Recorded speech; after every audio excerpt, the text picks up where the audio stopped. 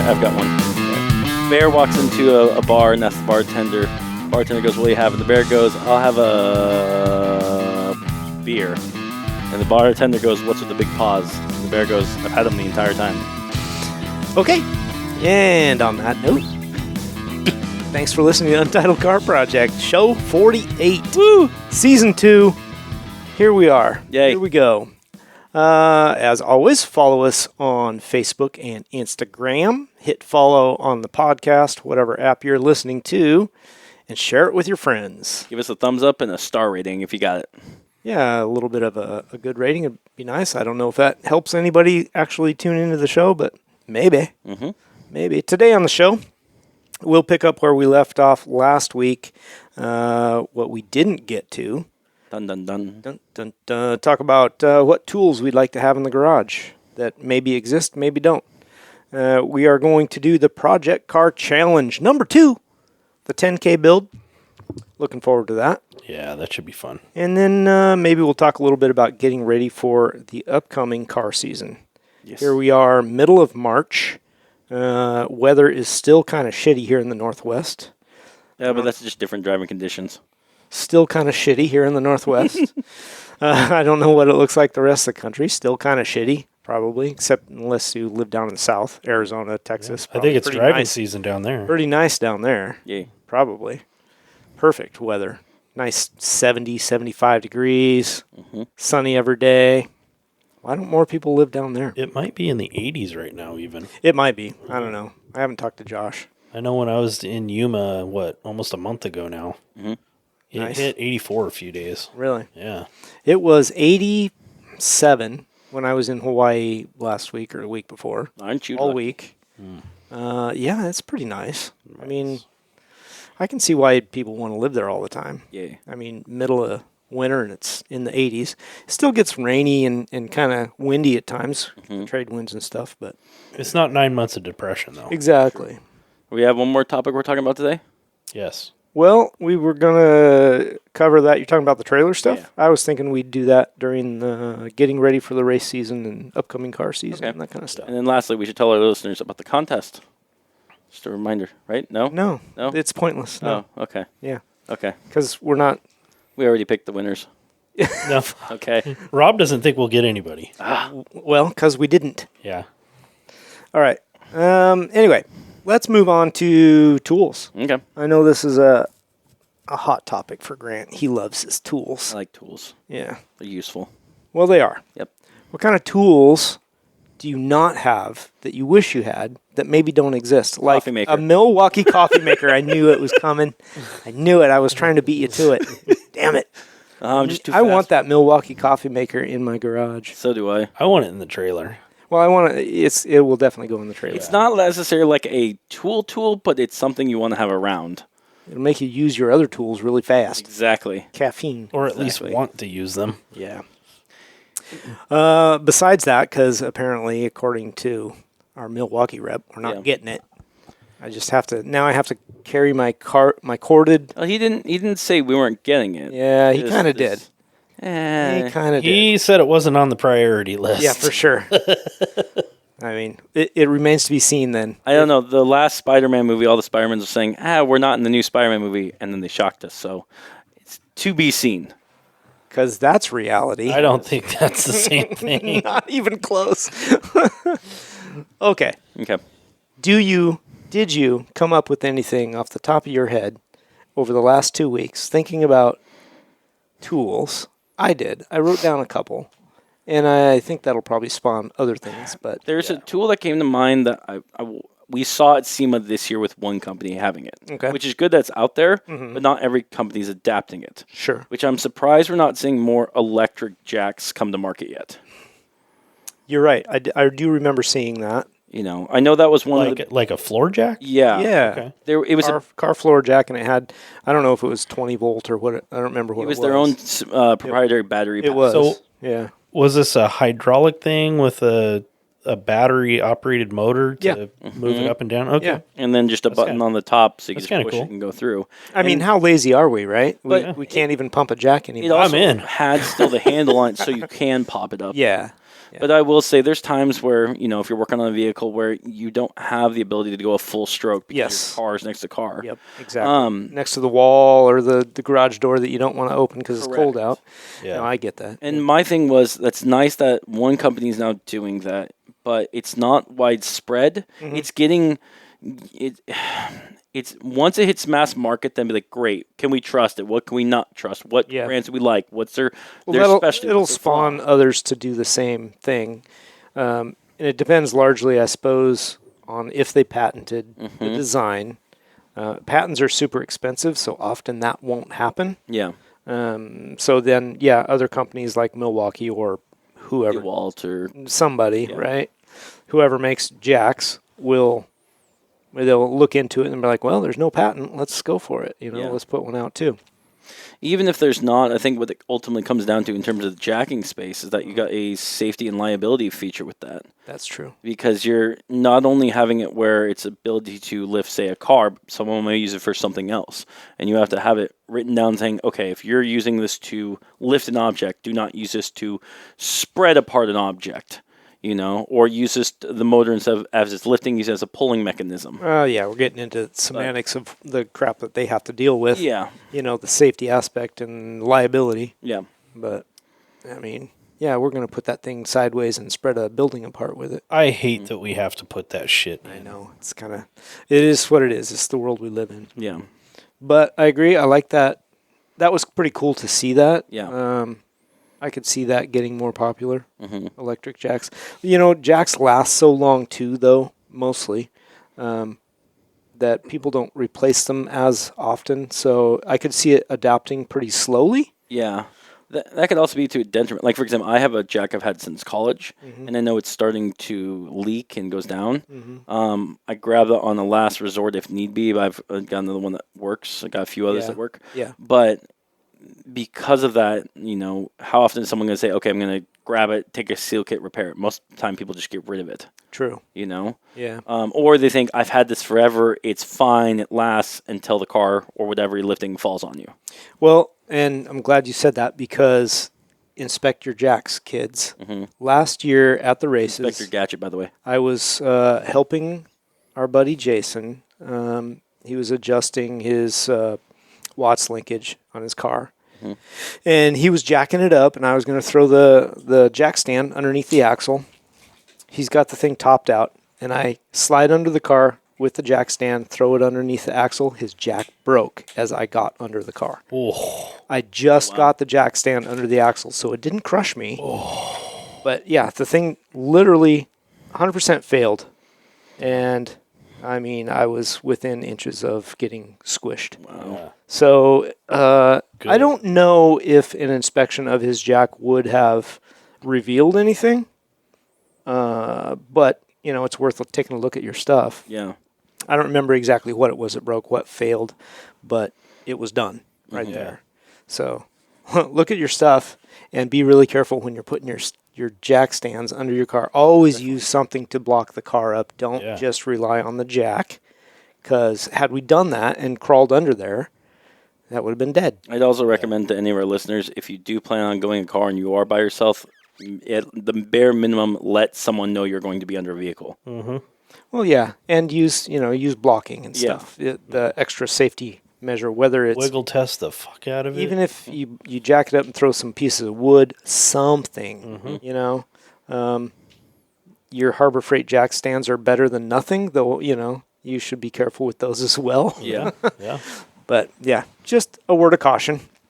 Yeah. yeah. What tools did you come up with, Rob? I came up with a couple of things. So we were talking about this pressure washer, like a hot water pressure washer. Now, I know this exists on an industrial level, great big ones. I would like to see an affordable home level hot water pressure washer. Did it not exist? Not that you're not, well, I don't think so. I don't know. But I want to see Not a a self-contained, I want to see a self-contained unit, even if it's just a secondary, like instant hot water heater that you plug in and you run your hose into it, and it does instant hot water, so you don't have to wait for a big tank to heat up or something. Are you talking like essentially like a pressure washer mixed in with like a tankless water heater that you'd find on like in a house? Yeah. Okay. Yeah. Pretty much. Similar to that, but on a small level, affordable, maybe sub $500 Okay. would be awesome, Okay. right? Because nothing cleans like hot water. Yes. Pressurized hot water is Yes. freaking awesome. I bought a handheld steam cleaner, and it's built for parts and that kind of stuff. I think it's a Stanley model. Yeah. And honestly, it works really well. It puts out good pressure, doesn't use a lot of water. But if it had a little bit of water spray with the steam, it would work, that much better. I think it's kind of a neat tool. It could be a little bit more useful, but something similar to that I think would be really cool. I wonder what the cost of doing a tankless water heater attached to something like that, because most of the time we were talking about that, like hooking one up in the shop. And, yeah, because most of the time with a pressure washer, they're ran by diesel, correct? The hot water ones? Yeah. Yeah, see, that's what I remember when I was in college. I was telling Jeremy earlier, when I was in college, we had one of those. I worked at the Chevron distribution plant, and we had one of those kerosene or diesel-powered hot water. That's too big. Yeah. I want a personal-sized, a backyard mechanic-sized one. We've got a couple of yard notes. Like the smaller one we got, which has a big tank, is still about 3 feet wide, 3 feet deep, and about 4 feet tall. Our other one is more of a longer and you're one. basically heating all that water at once. You're not going to lift before you can use it, right? Correct. It goes through the coils going through, and the burner goes up on that Yeah. one. That's why I'm thinking, with our tankless hot water technology, you should be able to keep up with it. Yeah. I will say, though, one thing is if you're looking for an affordable version of that, and I do recommend this to our listeners, is just keep your eyes out for any auctions that are going for construction auctions. A lot of times businesses will be selling those, and you can get brand new ones for fairly cheap. Yeah. See, and I think, but it's still a giant piece of Correct. equipment. I was That's gonna my say, point. Is I think Rob's point is you can't lift that and put it in the back of the truck by yourself. Correct. and I don't want it taking up a ton of room in my shop or even outside my shop, right? Yeah. And so that was my thought. It would be really cool to have something small, even if it's literally a tankless thing that you hang on the wall and you plug in when you need it. Would be kind of cool, and then just use your regular electric pressure washer or whatever. Yeah. Yeah. See, I'm sure there's ways to do it, but the affordable thing is the hard part. Yeah. when I was looking at this before we started the show, I was kind of envisioning that tankless water heater on the wall, Right. and in an area where that little section of garage or shop was your cleaning station. Sure. Meaning not just parts, but like you could pull your car or your truck in, wash it when it's wet out or whatever. Yeah. Got the Boy, rain. not everybody has that kind of Not any, space. and that was kind of what I was getting at Yeah. earlier was, this is going to take some room in your shop. Yeah. And it would be a whole bay. But it Yeah, would if be you were doing it that way. dedicated to that. You'd have the hot water. You'd have your little, 1300 PSI electric Right. pressure washer there, and if you had to, you could pull your diff or your whole axle out, set it in the middle of that bay and pressure wash it with that hot water. Yeah, I mean, if I had a bay dedicated to washing, that would be fucking ideal. That would be so cool. But even with that thought in mind, if you have the smaller unit that you can hang on the wall and just run a hose to it, right, and hook your pressure washer up to it, but it's right next to your bay door, you can drag it outside, drag the hosing outside, so the thing's just kind of permanently mounted to the wall inside, and you just hook it up, drag your hoses outside, and you wash it in the driveway. Yeah. What do you guys do on a not a personal level? No, commercial, not commercial. Well, opposite of commercial. What is that called? Personal? Yeah, Industrial? Home use? Industrial. opposite of industrial. At home use. Home use. Yeah. use, yeah. Home use. What do you guys do if you're pressure washing, cleaning parts about runoff from oils and stuff? Because I know in industrial, like on you're supposed to clean up, make sure it's not going into the water supply. Well, when I even just use my little steam cleaner, like I just steam cleaned the entire transmission and everything for the Corvette before I put it back in. I just did it in my garage, like literally on the floor there with the steam cleaner, and I just put down oil pads and soaked everything up just right there. I did it in the, in the shop. Yeah. I'm not washing oily shit out in the driveway though. So Well, what about, if you crawl under the truck to yeah, hose it off because there's a bunch of mud or whatever underneath, that's just going in the driveway. Well, I feel like when your truck I think is it's that something bad, you don't think about, right? well, I was gonna say you go to a turnkey car wash where they do other pressure washers and do that Yeah. way. But aren't most of those now not allowing like mudding trucks to go in? Yeah, they hate it Yeah. when you go in there. Yeah, because it destroys clogs up everything. their system. Yeah. Yeah. Well, they have oil water separators in their drains too, though. I mean, Yeah. that's required to put those in when they build those places Okay. because people come in and do that stuff. So Yeah. they have to have separators built in. But that's not something you have at home No. necessarily. Yeah, I mean, that's not something I would think about, right? Right. Now, if I was building a whole shop or whatever, wash maybe bay. I would think about it, Maybe. Yeah. If you Or some sort of water recycle thing, right. Yeah, because you're going to have drains in the floors or at least like drain gutters or something, and you could do an oil separator with either probably with those pads or something because they'll soak the oil and Yeah. let the water run off. Mm-hmm. But Yeah. yeah, I don't know. Yeah, not something I think most people think about. Mm-mm. I mean, I try not to spill oil and shit out on my driveway, but at Yeah. the same time, if you think about You don't want that rainbow road effect. no, but also you think about what asphalt is made of. It's tar and oil, and we put that down on the road and run water over it all the time. So who's polluting what? Okay. Yeah. You know? I mean, we're not going to run out to the storm drain and dump our 5 gallons of No. oil down it. Not unless there's a clown in there. That would be fun. But honestly, people use waste oil to keep dust down in the summertime. It's all on road bed, right? And all on gravel roads. Oh, really? And Oh, absolutely. Huh. Yeah. Oh, yeah. They used to do that right out in front of my grandparents' house every year. Yeah. They'd drive, basically, they'd drive one way with the tar spray truck, Mhm. and then right behind it, backing down the hill behind it, was a gravel truck, and they'd Yeah. be dumping the gravel right over Chip the seal. top of that. Yeah, they do the chip seal, Yep. and that's all oil and rock. Interesting. So straight onto the ground. Didn't know that. Yeah. So anyway, Okay. I don't know. That was one thing I came up with was the hot water pressure, or even like for my little steam cleaner, if they had just a slightly bigger version of that produced more of a water spray than The steam spray. You know, so it was just like a hot. It would just work that much better because you've got a little bit of that water pressure to knock stuff off of it, Yeah. off of whatever you're cleaning. Yeah.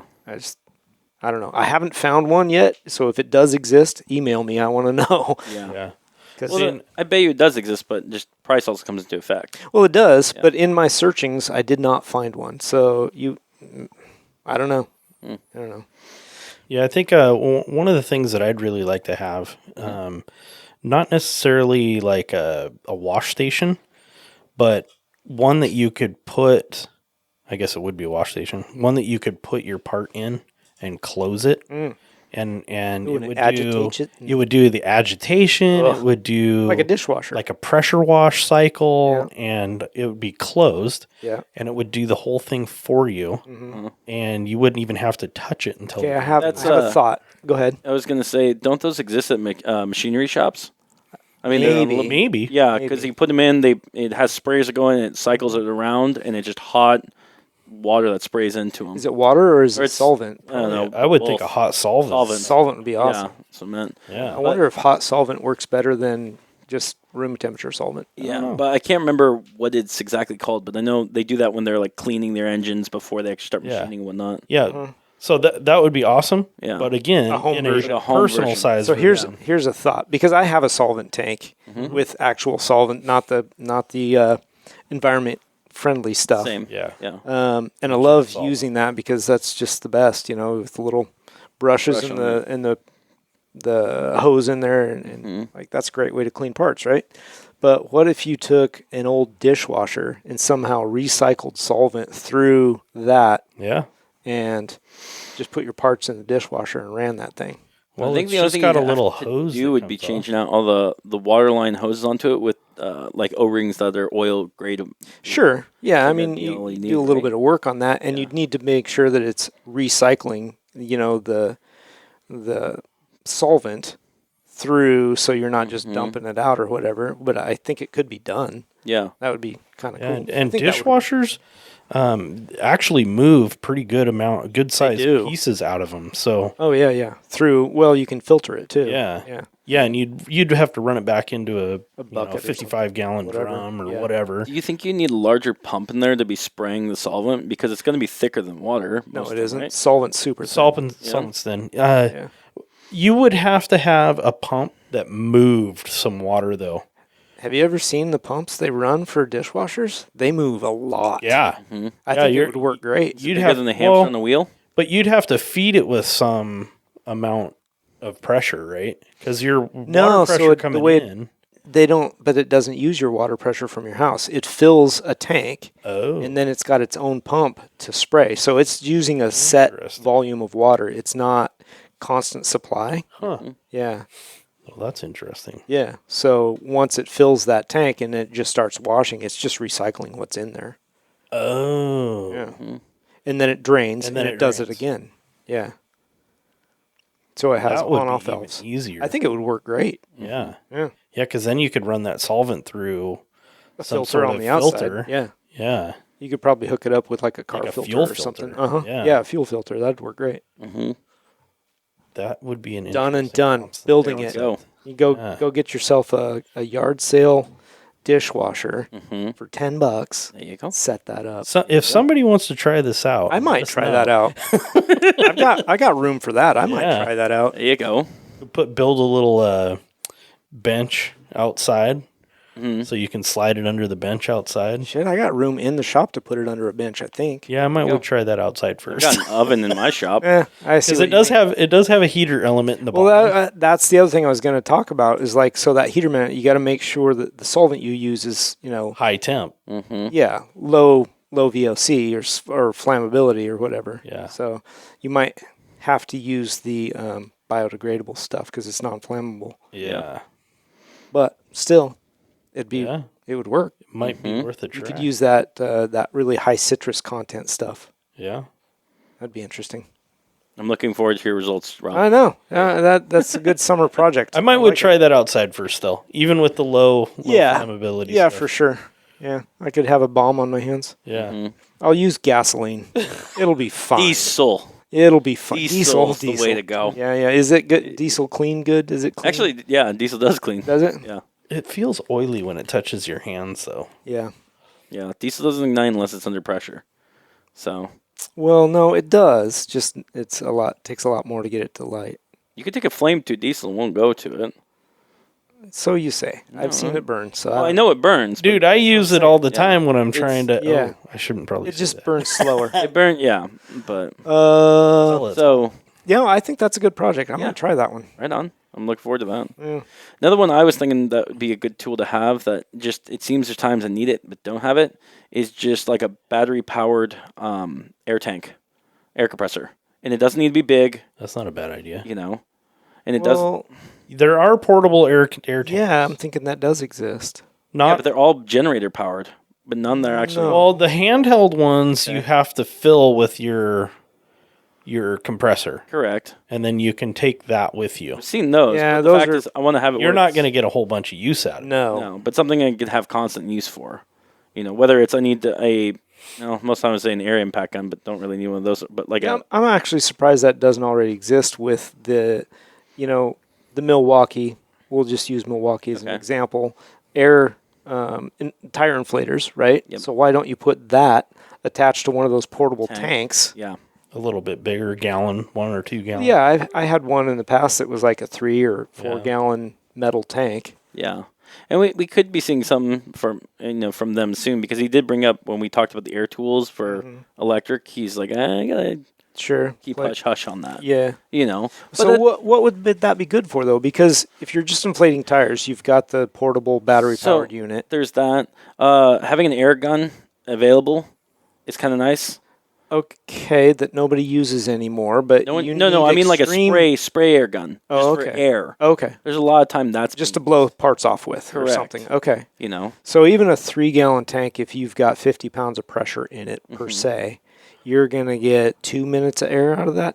If That. But then If- if you Okay. recharge it, Now I got a question. okay.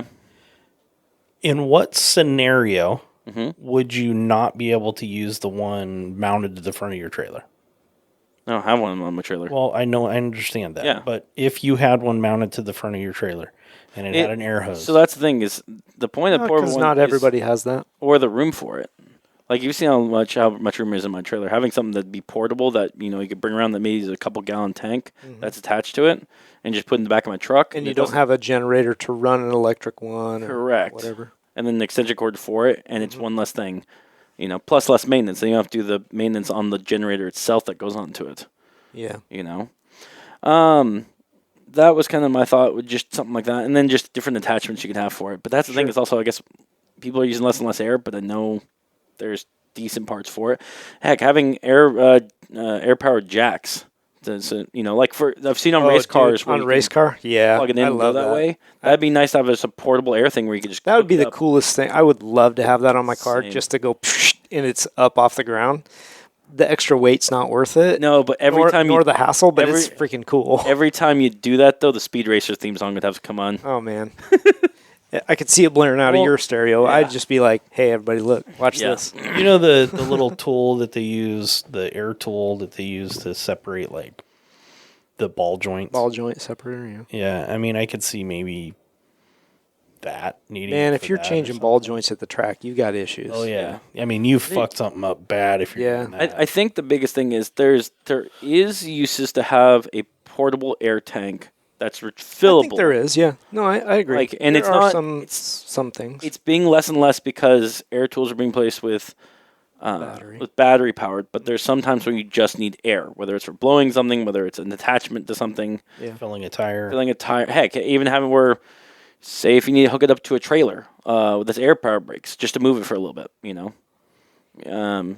Anyways, that's what my thought was, having something, and it doesn't need to be a huge industrial expensive one. Yeah. Just something that is there on an affordable level, a couple $100, and that would be used for something. I know at a shop someone's going to need that, or if they're traveling. It could be useful. I could see. The Yeah. use case for that. And also the other thing, if you're on a service truck and needing something like that, then you don't have to have a permanent one on there. Oh, I was gonna say, man, if you're on a service truck, it's got air. Yeah. Most service trucks have that one mounted up You gotta high. be Yeah. on. Yeah.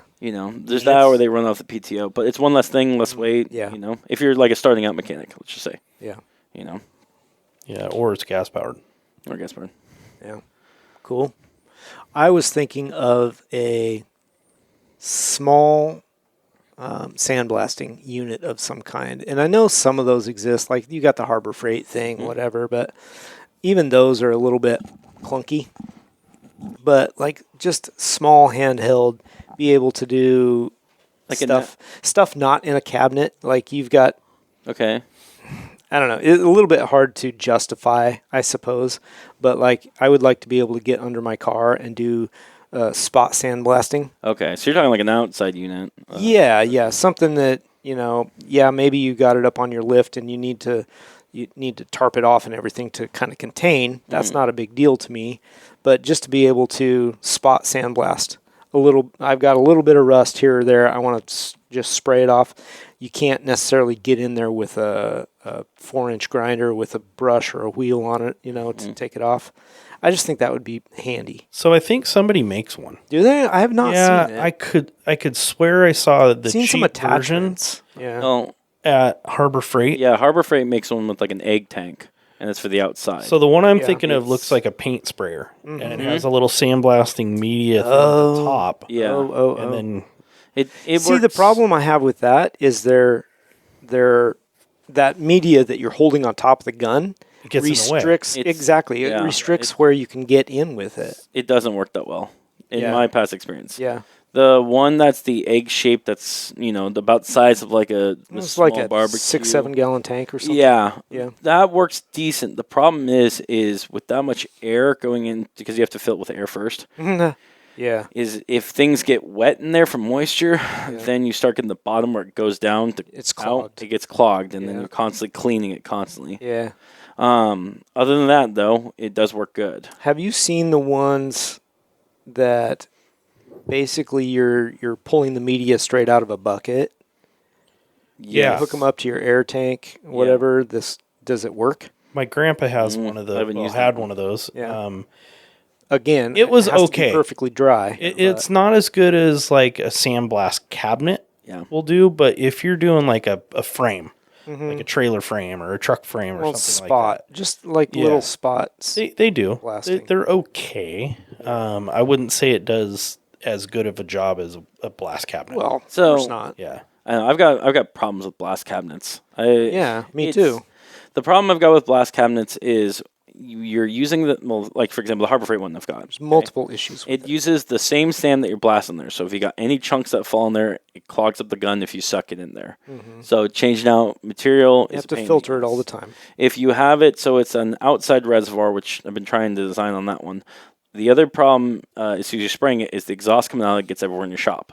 So by closing that off, then the problem is you now have a sealed cabinet and you're filling full of pressure and has no way to exhaust it. Filling full of dust too. So you can't see. you have to make an exhaust and fill that full of foam or a hair type material to keep it so it can Filter vent it, the air, but right? yeah, it can Yeah. filter that down. Yeah. And then on top of that, while you're spraying in a cabinet, then you've got dust going over, and so you can't see the glass half the time. Right. So But there's a lot of I will say the ones you've been using are super cheap. cheap. Yeah, I can see that. The more expensive ones, they don't give a shit about the stuff that falls into the bottom of the sand. Yeah, It'll keep spraying. yeah, And then to combat the pressure. to combat the Dust. dust inside, A filtered fan. there's a don't they? filtered fan at Yeah. the top. Yeah. So basically, what it does is it sucks the excess sand and dust up and filters it back into the sand in the bottom Yeah, and blows just clean air out of the back of the unit. yeah, So it keeps the area mostly clear so you can see what's going on. yeah, The one thing that you have to be careful of is that you're not sandblasting such that the sand hits whatever you're blasting and shoots right back at the glass, yeah, because you will have to change the glass. yeah. But a good unit, one of the more expensive ones than like much more expensive than the Harbor Freight units. Yeah. they're good. They're solid. Yeah. That's one thing I need. Get I would what you like pay to have for. Yes. As a good sandblasting. I used when I was originally starting to restore the Fiat. That was a thing I was using constantly. I mean, I would put every week probably sometimes 8 to 10 hours. Yeah. Just after work working on different parts because those parts you couldn't get. And I was like, how do I save these? What are we gonna do? Right. Yeah, you have to basically restore those old parts. Mm-hmm. Yep, clean them up. So let me ask you, because I think you've used some of that rust inhibitor or the stuff in the bucket or whatever. Does it work? You mean the The liquid. liquid stuff? Yeah. So in terms like the rust remover stuff. Yeah.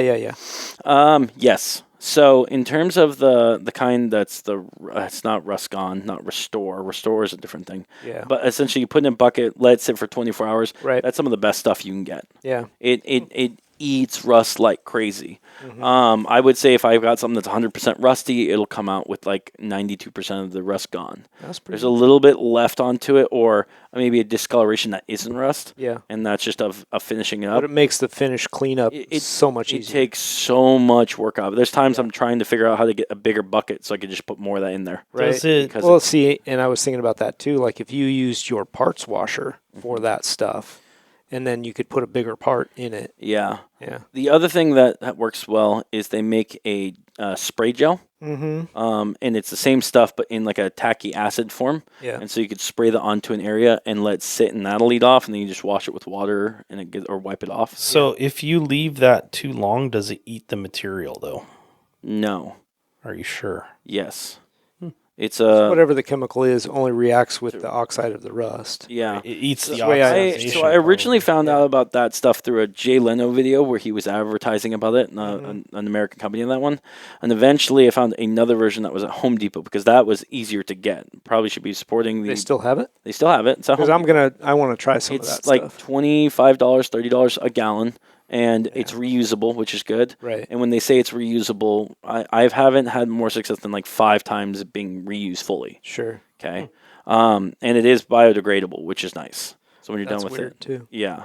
I'm also flammable? interested in the I'm not sure if it is flammable. so in the gel stuff. Mhm. I have read that you have to keep it wet though. Like you have to continually spray it into that location in order for it to work. I mean, I've sprayed it on there and let it sit. I haven't had it dry out. Really, The- just sit overnight and you don't have to touch it again? The problem you've got with it, I feel like the spray stuff is more acidic because you can feel your hands. So, like, I will wear gloves when doing that. Oh, God, yeah, I would. Because they also make it, and on Probably top of the HF. spray, they make it kind of looks like a rubber cement mix that they have at Home Yeah, Depot. yeah. And that you could brush it on too. Right. It's- It's kind of gel stuff. It's the same stuff as like it's the spray, but in like a paint on form.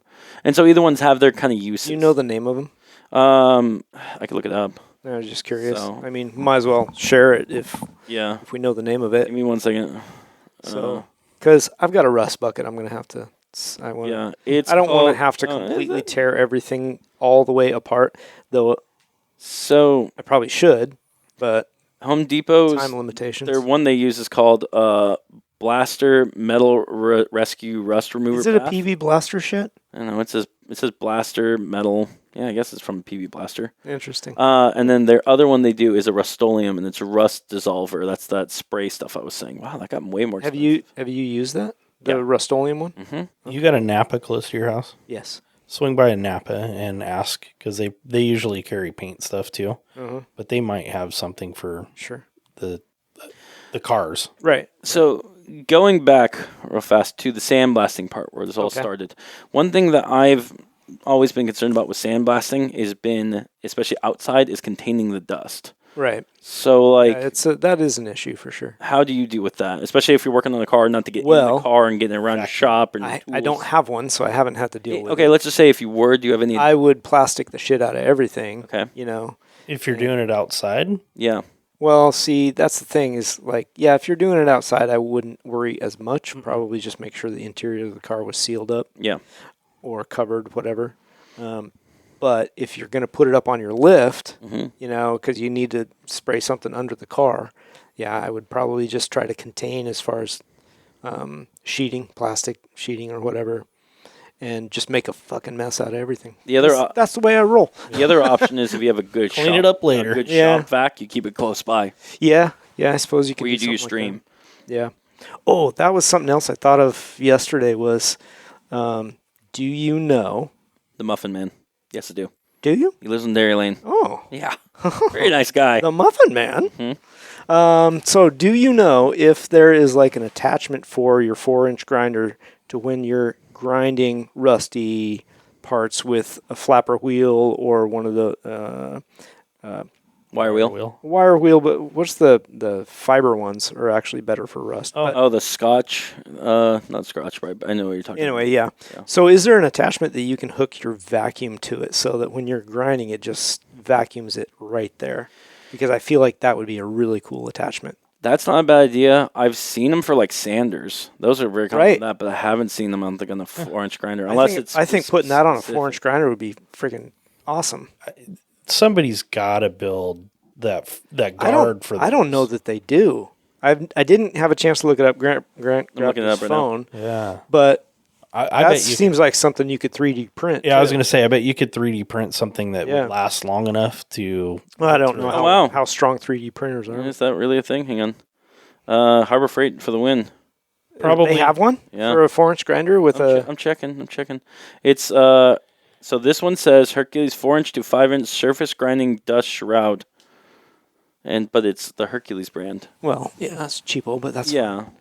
I wonder if you could adapt that to Oh, anything. yeah. Can you explain to our listener what you're looking at? Yeah. So yeah, it's just exactly that. It's that guard that goes over your 4-inch grinder that has a spigot on it, for lack of a better term, that your vacuum hose attaches to, and that's exactly what I was thinking of. Yeah, just a hose attachment. Yeah, just a hose attachment. Then you flip the vacuum. Yeah, I don't know if that Rip. would. I mean, you'd probably have to buy a Hercules grinder because I don't know if it would adapt to my Milwaukee one. Milwaukee. But I bet there's Well, other brands. have Yeah, them, maybe too. so. I mean, if these guys have it. Yeah. But that's exactly what I was thinking. I Oh, think sure, that would Jeremy. work really good. Oh yeah. Yeah. Okay, problem solved. We know you that go. exists at Okay. least in a cheap brand. One down. One down. All right. Gotta get one ordered. All right. How about you? Did you come up with anything, Jeremy? So no, not really. Not for really? This one. No. Your garage has everything you No, could possibly I mean, ever want. if we're no, it does not have everything I want. But like, is there something that I want to have built or wish Yeah. somebody Existed or yeah. No, not those are really. hard things to come up with, but I've you got know, one. when you're working in your garage is when you really come up with you're like, you know what I need? Mm-hmm. And then you start browsing the internet and you get completely sidetracked and an hour later you haven't done jack shit. Oh, is that just me? No, No. But because you're looking for this thing. Anyway, that's when, you know, necessity is the mother of all invention. Yeah, because you're on some random forum, be like, wow, how did I just get on a supercharger for a 91 Prius? Right. So here's my A problem. PT Cruiser needs this. I go out into my shop and I look around and I go, "Fuck! I don't even have all the things that they make. Yeah. Yeah. I need a welder. I need a decent air compressor. You know, or more battery powered tools. I feel spoiled. I mean, I have a decent set of hand tools, Yeah. but Well, like I'm not going to go out there and rebuild or know- build a cage. Well, I think you build to what your tools escalate, I guess, Yes. for lack of a better term, depending on your projects, right? Mm-hmm. So you take on a project and you're like, I need to go get this tool or that tool. That's how I've always done it. Is like, I would rather go buy a tool to do this project than take it to somebody else and have them do it because one, I'm increasing my tool collection, and two, that tool's cheaper than having somebody else do it. Yeah. yeah. So Well, you're for- saving money all the way around, and then you get to use that tool again on something else. Well, for me, my business is a lot of the time, like 90% of repairs, since of our construction equipment, For sure. require a very custom-made tool that we just thought up on the fly. Yeah. One I know that's not business related was for the Lambo, for example. I didn't have anything to hold the engine, and I had to build an entire engine harness to hold it, because it's so wide and so weird how it's shaped. You know, and that was with just okay. Here's some pipe. Here's some steel. Let's weld stuff together, and Yeah. you know, and it worked. It held the engine for months and months and months and months. you Right. know? Yeah. I got a tool though that I know you guys have, and I just want a better mousetrap. Yeah. A picking jack, the crane, A picking the jack. the crane that that for engine hoist. Engine hoist. Okay. You know, Yeah. I know they make one that's big, that's on wheels, that's like a giant hoop with the crane on top of that. But I feel like that's too big. Like a gantry. Yeah, that's too big. But like the one that's the normal one that's like has the arm and the Floor two roller. legs. Yeah. Yeah. Yeah. The problem I've got with those is either the legs get in the way of whatever you're trying to get underneath, Sure. or it doesn't have enough reach to get where you need to. And I Yeah, feel like there reach needs is to an be issue. a better design. Have Well- you guys ever had that problem? Or like I make it work a lot of time, but it's just there's times you're just fighting it, it feels like. I feel like Yeah. there's not a good. Well, maybe there is a good industrial diesel type engine hoist. you That's know? very funny that you say that because I just saw a video actually of my son doing a motor swap on a 6.7 Cummins. Mm-hmm. And what were they using? The exact thing that you're describing, the It's standard. bigger. No. Really? The freaking thing looked It's the home built. fucking Harbor Freight version. Pretty much. The 3-ton. Yeah. Yeah. Yeah. Same thing that everybody else uses and complains Interesting. about. Like, I don't know that there is a better mousetrap unless you've got an overhead crane. Yeah, and The that's what gantry because like I or- know like for example, and going back to Harbor Freight, they make one that does have an overhead with that's a big hoop. You know, I think it's like 6 feet in the air and about Oh. 8 feet wide. Yeah, I haven't seen You that know, one. the problem I got with those is it takes a lot of room in your shop. It does. Yeah, know? for sure. And not everyone has access to a forklift or a skid steer. You Right. know? Again, Maybe we me need was to silver build a new spoon one. lucky. Well, do you have any ideas floating around in your head how to make it better? I do. The problem. Okay. I do. Yeah. So it's got to be heavier duty Yes. because the it has to be ones heavy duty. the ones that everybody has, we're all scared of them. The hydraulic Yeah. needs to be updated. It should have the battery powered hydraulic thing. Yeah, I you agree with That that. would be ideal. right? Do it up and down. Yep. And I think it should have a hydraulic thing for in and telescoping? out. Yeah, the telescoping portion. The thing I worry about those is they say they're rated for whatever weight, right? They're all a little Yeah. bit different. But you look at that, what is it, 2.5-inch square tube that they're using, you're like, 3 inch, but yes. I don't know. Well, I don't think all of them are 3-inch. Some are 2-inch. Okay. but they're rated for lighter. Maybe they say 800 pounds or whatever. Yeah. And you're like, okay, well, if I extend that all the way out, it's not rated for 800 pounds anymore. Yeah. But people don't necessarily think of that. They say, oh, it says rated 800 pounds. Well, that's with the telescope all the way in at its closest picking point, which you can't use. And that's my problem, is you can't use it. Why? Because the legs are too in the way, and it most doesn't. of the time. Yeah, it doesn't give you enough pick or enough clearance, anything like that. Yeah, I don't know. My solution would be, first off, get those legs half the size. That would solve most problems. And how you do it is Get you the off legs half the size. instead of having like 4 foot long legs that are on the bottom with rollers. Okay. Cut them 2 foot long. Okay, but then Then you can't use it because then it's going to tip forward. What you do is you put a counterweight on the back of it. Okay. okay. and Put a offset it that counterweight on the way. back. Sure. And if it's not just a big weight, have it where it's a lengthy weight. So that way you can have it lighter, but it's torque going down. Maybe something that you Yeah. can move farther out as you move the other boom out. Correct.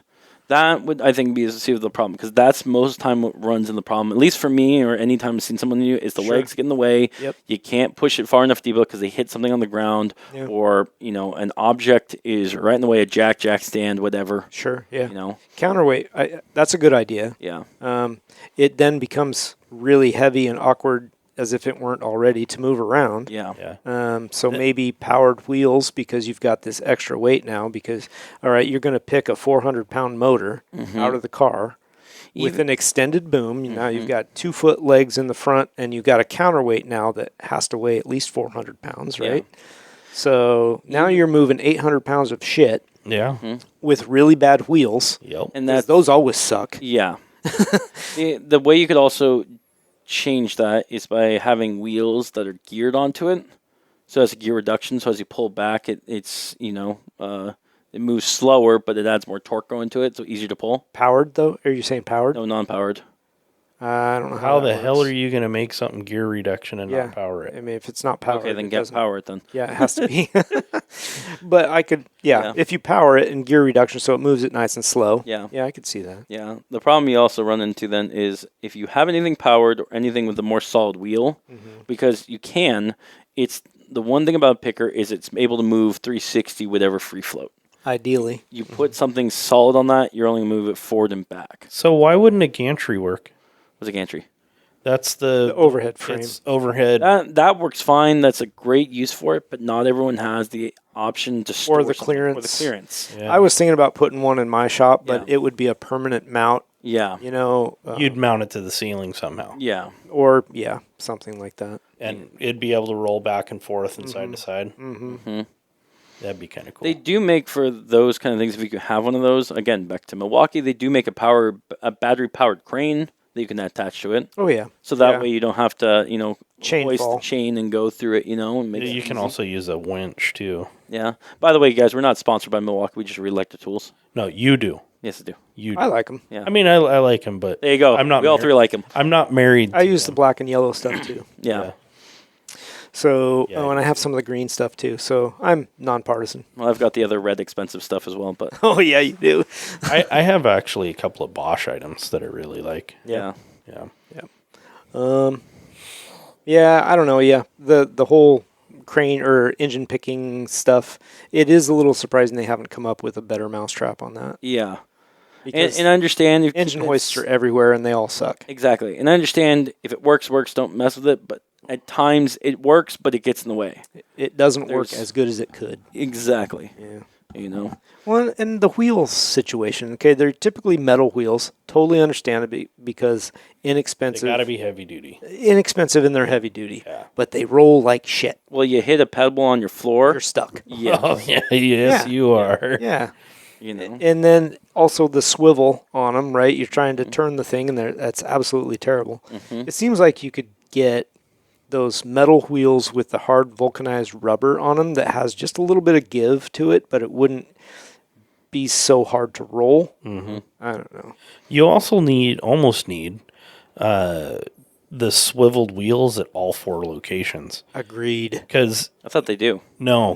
the ones out on the usually the ones out on the ends Yeah, of the swivel. feet or whatever, they're solid and they only go one I direction. thought it was the other way around. The one I saw had the solid ones out there. Okay. Yeah. And, then, the back one swiveled. Yeah. So that's great when you're, Yeah. coming up to it, but when you're under it and you need to move that back Yeah. and forth, You're just man, you're trying to down drag there 'em trying on. to. Yeah. Somebody's sitting on the floor kicking that thing. Trying to move it over. Mine's got all 6 wheels. Have it 6. Yours Yes. has You got a 6. 6-wheeler. Damn. because when They you all have the swivel? legs folded up, then you have 4 wheels on the bottom to help move. Oh yeah, Gotcha. yeah, it. yeah, The yeah, 2 yeah. up front. I have gotcha. it. Yeah. Yeah. Well, yours is designed too for big truck motors, right? Mine is a Harbor Freight one. Oh, is it really? Yeah. Okay. Yeah, If the I one- need something that's heavy duty like that, I go get an actual crane Oh, or a forklift. forklift. Yeah. You know. I don't even have one. I don't even have an engine picker. Do you think actually getting back on which, that one? that surprises me. Yeah. Yeah, actually does. But see, my Corvette motors come out the bottom of the car. Do you have Except for the an old one. engine stand? I do. Yeah. Just one? Just one. Okay. Question. Going back a little bit. Do you guys think the general do-it-your-home person should have the ability to buy, in terms of tools, some kind of forklift? Or is that too necessity? Well, no. like my I think a house, I lot of don't have people enough room. Exactly. Yeah. That's the biggest issue, I think. But if I you- think a lot of people would be like, that would be super handy. Yeah. And I agree. But Where the fuck am I going to Where park do you that? You park can it, reduce it to like size of like one of these sitting couches. Yeah. Not only a full couch chair. for our listener, a chair. yeah. Like, where So you got basically a stand-up, a pallet jack almost, but Correct. it takes up a little, it folds up a little bit, so it just a corner of your shop. That would be kind of cool. Yeah. And I think those do exist, actually. yeah. I mean, I would be super excited about it, Yeah. but one time how you much had to does it use it. lift? yeah. How much does it lift, and do I have enough room? I don't, even for that size, I don't have the room in my garage. Yeah. And if I was to put a car project in there, Now I really don't have the yeah. When do you get to a size that you need this? When you actually have a shop? Does it get to the time when you're a business that you get to it? I think because there's times you have to unload stuff from pickups, that's on a pallet, Yeah. like an engine and whatnot. That's very true, and I struggle with that. I'm Yeah. like, God, I wish I had a forklift Yeah. because I have to unload super heavy shit out of the back of my truck, and I have no help. We've Yeah. got, and one of the things I like in my shop is we have multiple forks, but I like the little skid steer. It's got the length of the arm to reach into things while picking up, I think, a total of 900 pounds, and having the ability to swap off from a forklift to a So, loader front end is handy. if you're like us and you don't have the room for it, Yeah. right? You could always use your picker or your gantry or, I end up using my car lift to get stuff. I chain stuff up to the back of my, out of the back of my pull truck. under it, Yep, lift it, lift it up, and drive out. Yeah. But That's what I would do. not everybody has that option too. I think Yeah. a little. It depends on what you do. A lot of like if you're the normal car guy, he's just working on his car. He doesn't have the need for that. He's going to deal with your Harbor Freight engine picker if he's got to pull a motor out. He's still working on the floor, for crying out loud, on jack stands. So once you get to a business size, you think is when you would need a forklift. Well, Or a really big shop you have a big operation. shop, yeah. Yeah. If like at my grandparents' house, Mm-hmm. I would say there's probably enough room there Mm-hmm. that I could justify it if I had that shop. Yeah. Let's expand more then. Say if you do have a shop, you're on a farm and that's what you have, a barn or whatever. Yes. Instead of a forklift, is it better to have than say something like a generalized tool like a loader or a backhoe that you can use then? Again, depends on what you do, Mm-hmm. mostly with your farm. But yeah, if it's, if you're moving a lot of dirt, soil, cow shit, whatever. Yeah. Yeah. A loader, put the forklift big attachment on it. tractor. Absolutely. Because like with a backhoe, for example, I've used them to pull dents out of the cars with the arm. Yes, you have. I've used them because the arm can stretch. You can Yeah. reach over a car and pull engines if need be with them. Yeah, yeah. You can use it to Super literally yank versatile. something out that's stuck in the ground. Super versatile Yeah. tool, but again, not a lot of people have need for that. Mm-hmm. But I agree. Yeah, once you get to that size, if you're limited to the one tool, a backhoe is probably a great option. Yeah. If you're not limited, because just this conversation I thought of down the road from me, probably 3 miles from my house, there's a guy that restores forklifts. He's got like 12 forklifts in his driveway. Can you give me his contact? You need a forklift? Yeah. Probably. Because I was thinking the same thing. I was like, man, I could probably pick one up there pretty cheap. Should you bring know? him on the show. No. And I was like, once I build my my other shop because I want to put another shop on my property, like a forklift would be great. I can just park it off in the corner and be, if I use it once a month, that's awesome. Yeah. And if you pick it up super cheap, yeah, totally worth it. Super cheap, as in like under $5,000. Yeah. Yeah. Yeah. Couple, like an old used forklift, you can pick it up for $2,500. Here's the thing I will say about used old forklifts, because I'm dealing with this in the yard right now, okay, with our shop. The problem is if you buy older equipment, you also have to remember, even though you can buy it cheap, sometimes parts aren't the easiest to find. Oh, for sure. Or And- impossible. And Or maintenance. impossible. Maintenance And that a kind lot of of time stuff. you can Yeah. build stuff. One of our things we ran into Yeah, is yeah. we had a cylinder fail on one of our bigger forklifts from the 80s. Yeah. We recently bought it. Great. Lifts a lot. Great. Cylinder failed. No one in town is going to rebuild a cylinder for an affordable price. The cylinder or the seal? What? Cylinder. Yeah. And so we had to buy one recently from Canada and it's shipping it in Yeah. for something like that. Because, again, so old can't get it. And I know with Yeah. some of the other ones can't. I would still take that risk. Yeah. Buying an older piece of equipment, Yeah. knowing that you're probably going to have to fab some stuff and do some farm repairs. Yeah. I would still do it because the amount of times you're going to use it is pretty low, so Yeah. it's still going to hold up for you. Yeah, that makes like compared to a business where you're using it every day. Right. Yeah, but if you're using it once every couple months, Right. yeah, Yeah, totally worth it. yeah, So I agree. I think a forklift for automotive, just unloading shit and moving. Maybe you need to pick up. I've seen you do it. Pick up a car. Yeah, I would totally have one. Yeah, I don't know. I would probably look at attachments for like a little tractor if I was out on a farm. Yeah, I mean that's a good way to go too. If you've got a little front-loading tractor or something, you can get forks for those things to pick up pallets or stuff out of the back of a truck. You can chain things up. Yeah. That's a good option. You know what I want to get as an attachment, and it's for the shop, and I would recommend it for anyone, is one of those brush attachments For sweeping? for sweeping, because that'd make sweeping the shop so much nicer. And No, it easier. wouldn't.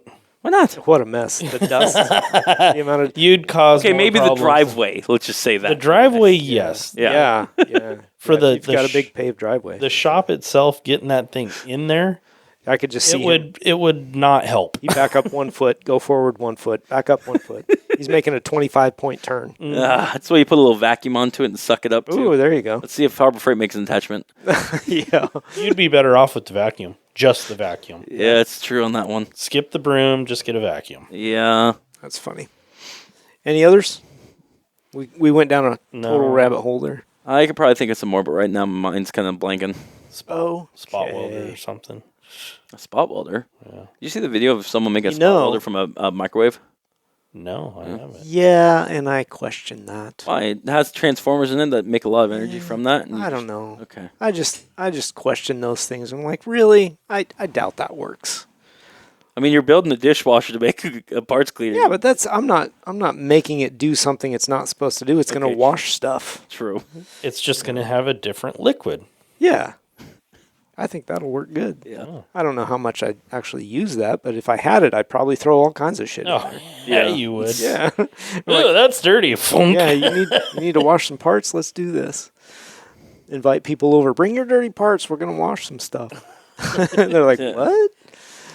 Okay, Okay. I'm going to say one more thing. do it. Okay. Because I have this in my shop. I have not seen this in anyone else's shop. Has anyone else put an oven in their shop? Yes, I've seen that. You Okay. have an I don't oven? have I have an one. oven. Well, yeah, that's powder totally no. No. So mine, I've used it for when you need to expand metal and then put a seal on, yeah. or just something stuck and you need to let it bake. Yeah. Um, Most people that I have seen have that do that exactly for that reason. Yeah, like ours is literally just a home oven. We bought a Facebook Marketplace for like Yeah. $50. Put some rollers on the bottom of it, and we put a 240 plug-in for it for our shop. Mm-hmm. And it's not used every time, but when it is used, it is very much needed. Yeah. And if you have the space, I'd recommend it for any project builder. Would recommend. Absolutely. If you have the space and maybe you swapped out ovens in your house, keep that one. Put it in Yeah, your garage. no, 100%. Besides that, you can heat lunch up in it. That's true. We Cook a we pizza. bake some pizzas in there. Yeah, absolutely. It might smell a little oily, but it's, Yeah. it'll work. Yeah, exactly. I was just reading your notes, Grant. Like fixes on stuff that never actually worked. Oh, that stuff. Yeah. Yeah. Like you try to home build a fix. Well, like the one that I've tried using before that people say work is I don't get the kind of shock and awe, not shock and awe, the wonder of JB Weld. I love JB Weld. It's very rarely works. It does work what I need For it to, certain things, but it it works. doesn't work to like 2,000 psi will Oh, hold this much temperature Wouldn't on the back trust of the that. packaging. I'm like, Yeah. you know. I'll It's- give you an example of where I've used it that it worked phenomenally. Okay. So, most of you know I've raced dirt bikes for a lot of years, right? Crashing dirt bikes happens all the time. Does really? Oh, I yeah. thought they're pristine when they get off the track. No. Just showroom quality. So run something through a radiator of a dirt bike Okay. and a field fix or at home fix, whatever. JB Weld, you can seal up a radiator. It works best if you have some air to blow it into the fins. You just mix it up nice and thin, Like a battery-powered air compressor. like a battery-powered air compressor, and gently blow that stuff in through the cracked part of a radiator and let it set up. I ran a radiator like that for years that had been patched with JB Weld. Interesting. Freaking worked awesome. Okay. Yeah.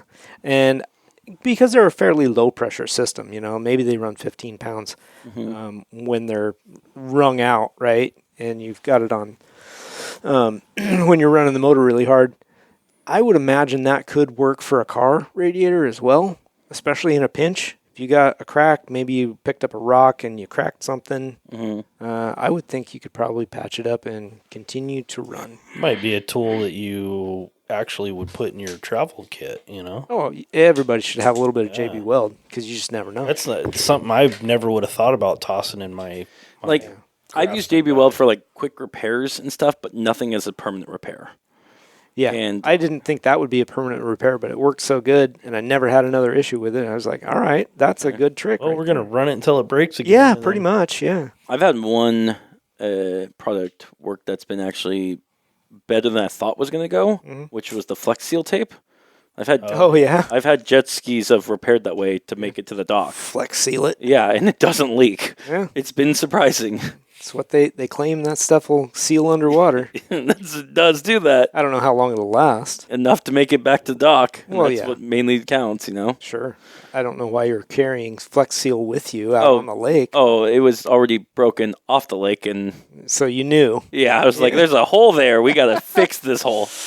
Oh, my God. So Yeah. going back to motorcycles, okay.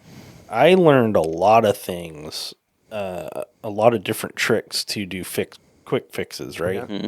I mean, your best friend when you're out on a logging road, the two best friends are Jack and Jill. baling wire and duct tape. Duct tape. Yeah, I'll agree That with that. shit will save you having to walk 15 miles back to wherever it is. It could. Okay, I got a problem with duct tape, but not a problem with duct tape, but a problem with duct tape.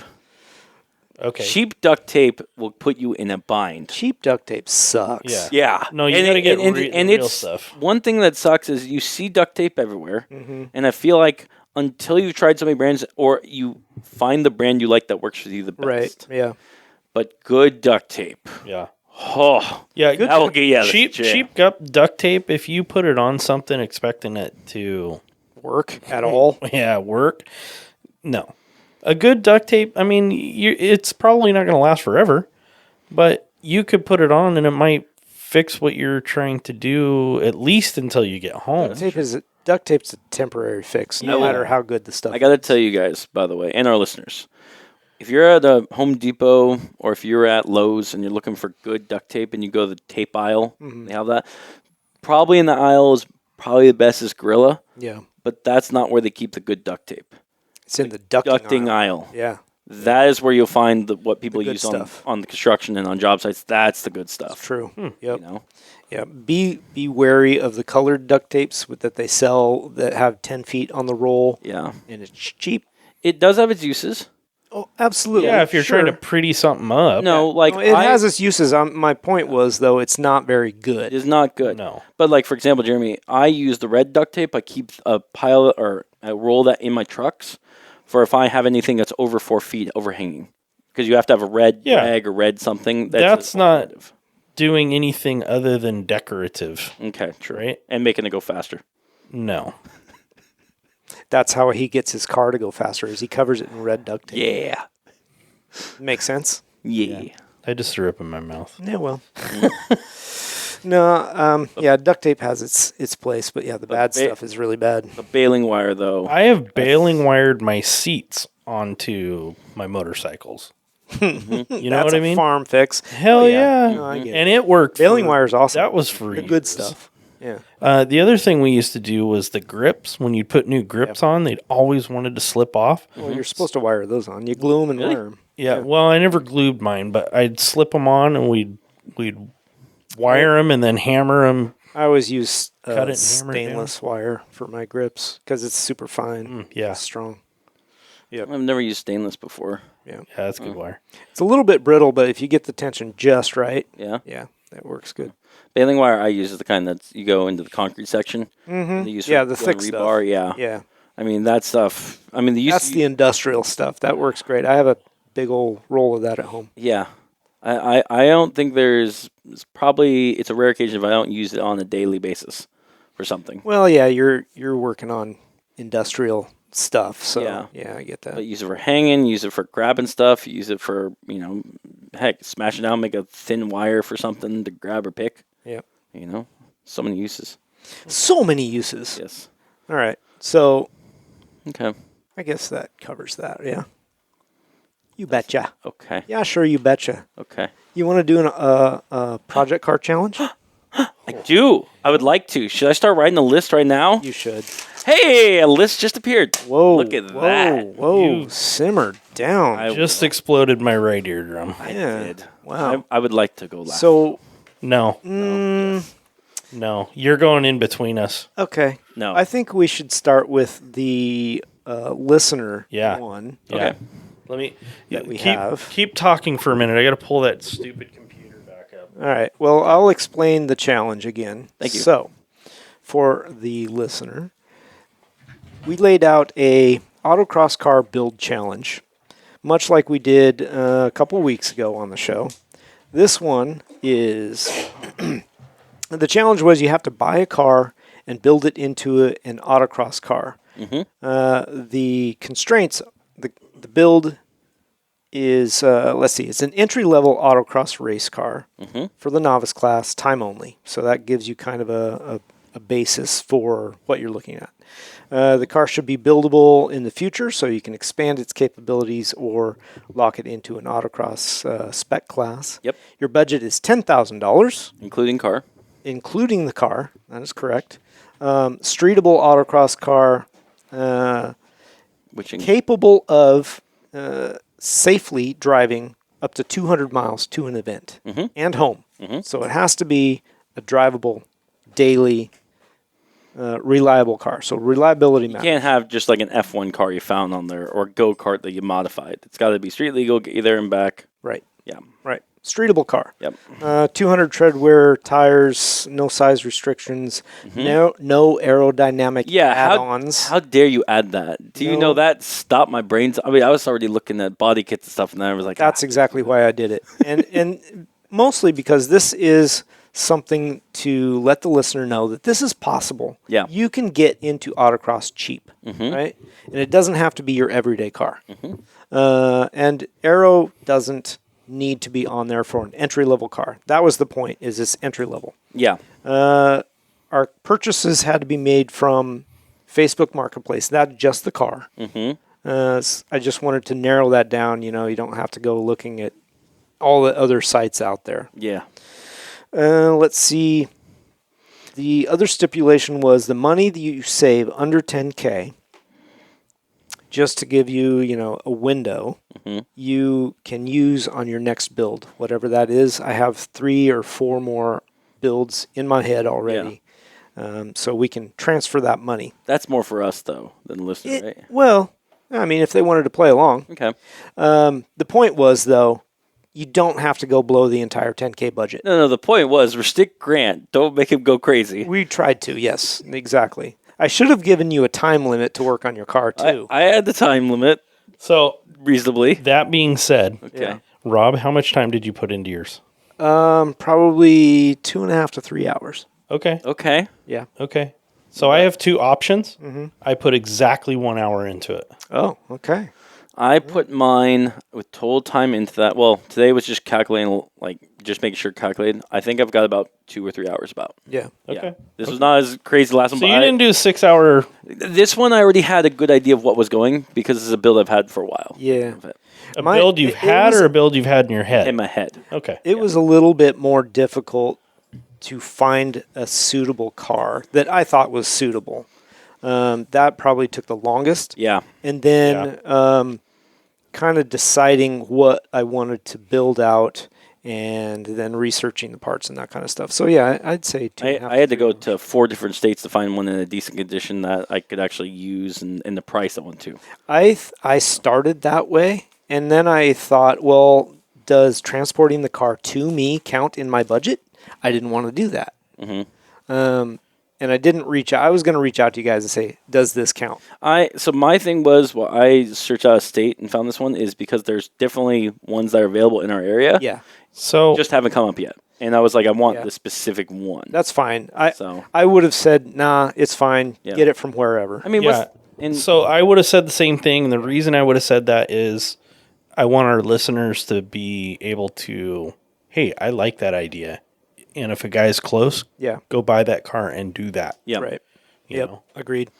Okay, so whose car is this that we're going to list? This is You're gonna- Mike Thomas. Okay.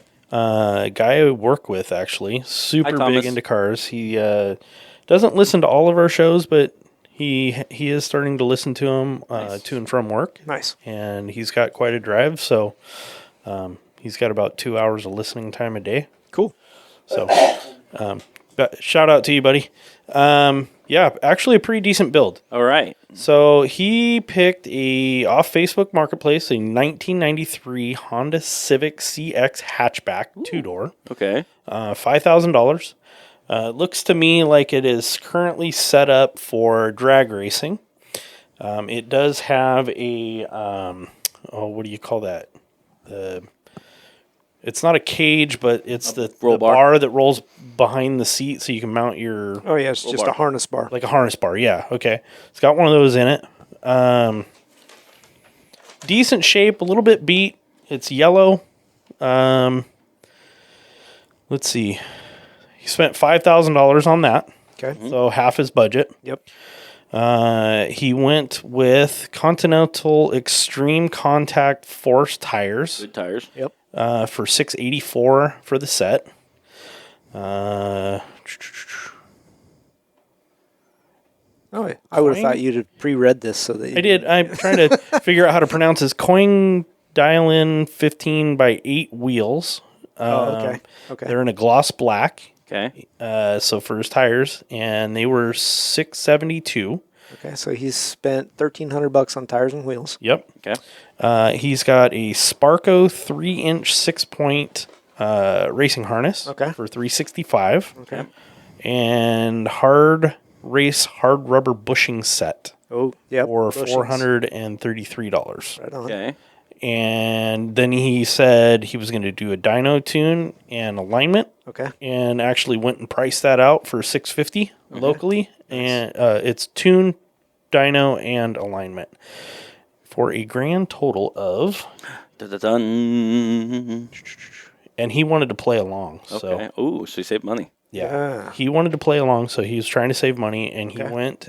The grand total was $7804. Okay. So he saved himself, what is it, $2,400. Nice. 23. Okay. Is Thomas the winner of this week for the challenge? He's the only one. He's the only entrant. Getting the T-shirt then, right? Guess so. There we go. I'll find out what size you are, buddy. Well, nice. So Yeah. he built himself a Honda Civic autocross car on a budget. Oh, I like the color. That's nice. Very good.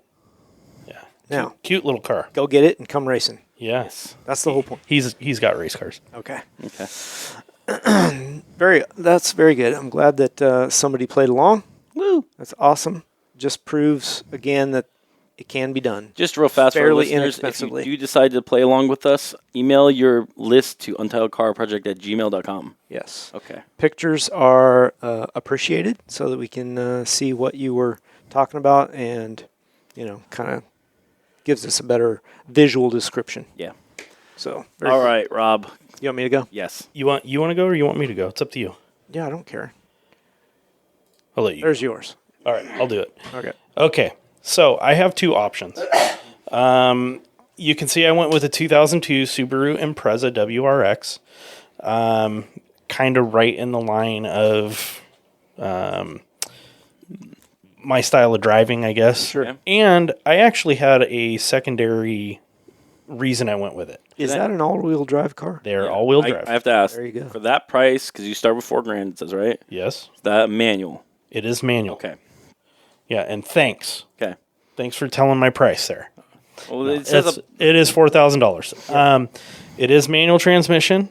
It was in decent shape, and it did have a long list of parts already on it that I didn't want to list. But even if it was this bone stock car, the parts that come next are what I would do. Okay. And I did two options. okay.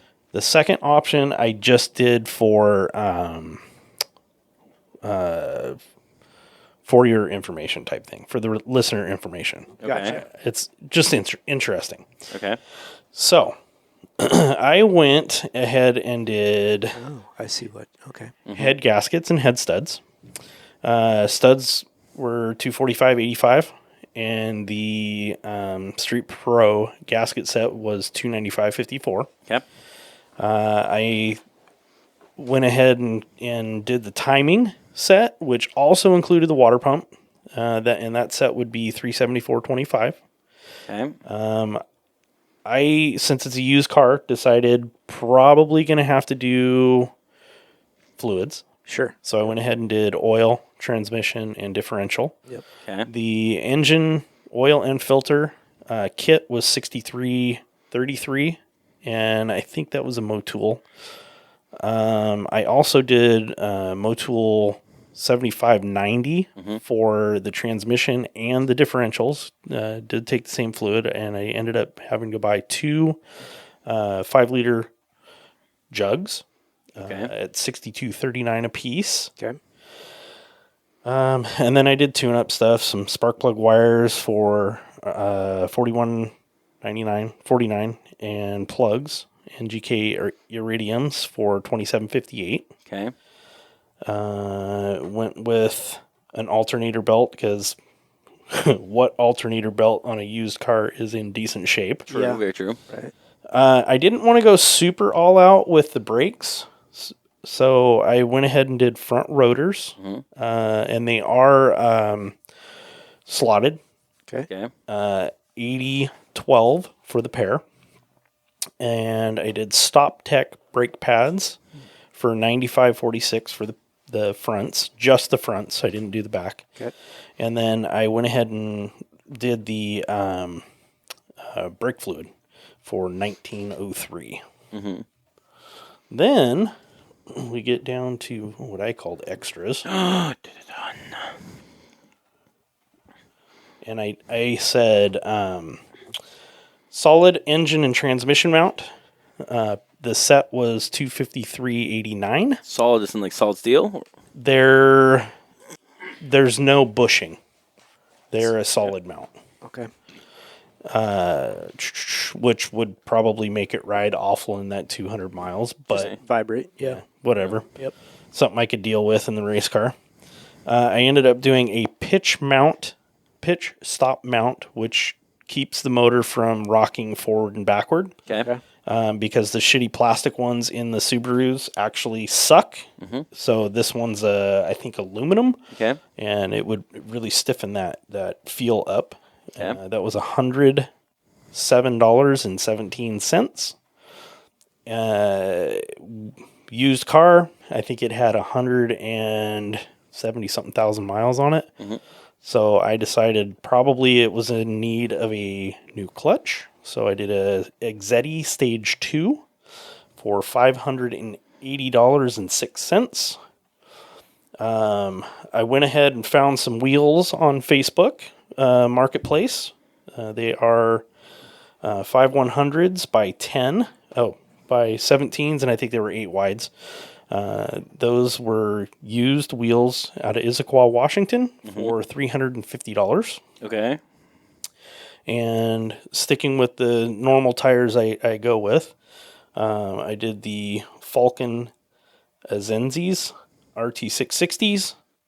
They are a 225/45/17, which is slightly wider than stock. I want to say 215 was the stock width.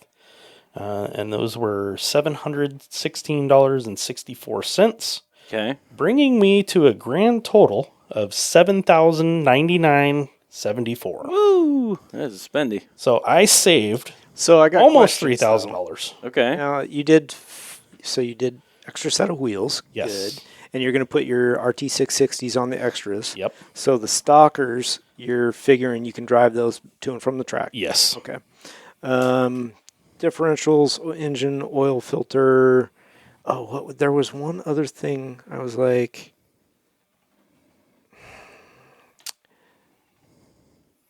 I missed it. I don't know. I lost it, I guess. I thought I had a question about your diff stuff, but now I'm not seeing what I. Oh, why did you do timing? Why'd you do the timing stuff? So like I said, it had 170 something thousand miles on the motor. Yeah. I don't know. Is that a chain situation or how does, I think thought they're- timing in those was belts. I think they are built. Okay. Honestly, I think there is a timing, the pulley, not the pulley, the tensioner, I think goes bad Oh, okay. over time. So, that kit actually came with the stock tensioner and the belt. Okay. So I was like, let's go ahead and A change. good replacement part. Okay. Yeah, that's why I was like, that's kind of odd. But I guess, yeah, if you know that there's a potential failure or issue with those, especially with the mileage that it had on it. Yeah, and I a wasn't good sure about option the too. head gasket and stuff like that. So I was Well, like, I just figure you got to Yeah. change it. It's a Subaru. yeah. Yeah. And the Street Pro gasket set that I went with, it actually has valve covers, Like whole full. the whole motor gasket set, seal really? seal Yes. that thing up. and they were good head gaskets that came with it. So Cool. So you saved yourself a couple of bucks. yeah, $2,900 Yeah. and $1. Yeah. So, okay. Right on. Work that towards Okay. your next. So build. scroll down Right to the there. second one, option two. two. So same car. Two. Yep. I went with the same car, and I ended up buying a truck for $2,800. Yep. Okay. So it says do nothing to fix the car. So you're just driving your Just the car, your Just the Subaru car, okay. WRX. not even wheels and tires. Yep. Okay, So you bought a truck. we did a 99 truck. Ford F250 runs and drives perfect. Needs to be cleaned. Yeah, it was dirty. And a trailer, A trailer. a 2-axle 18-footer for $2,800. So you're thinking you're going to put the WRX on the trailer.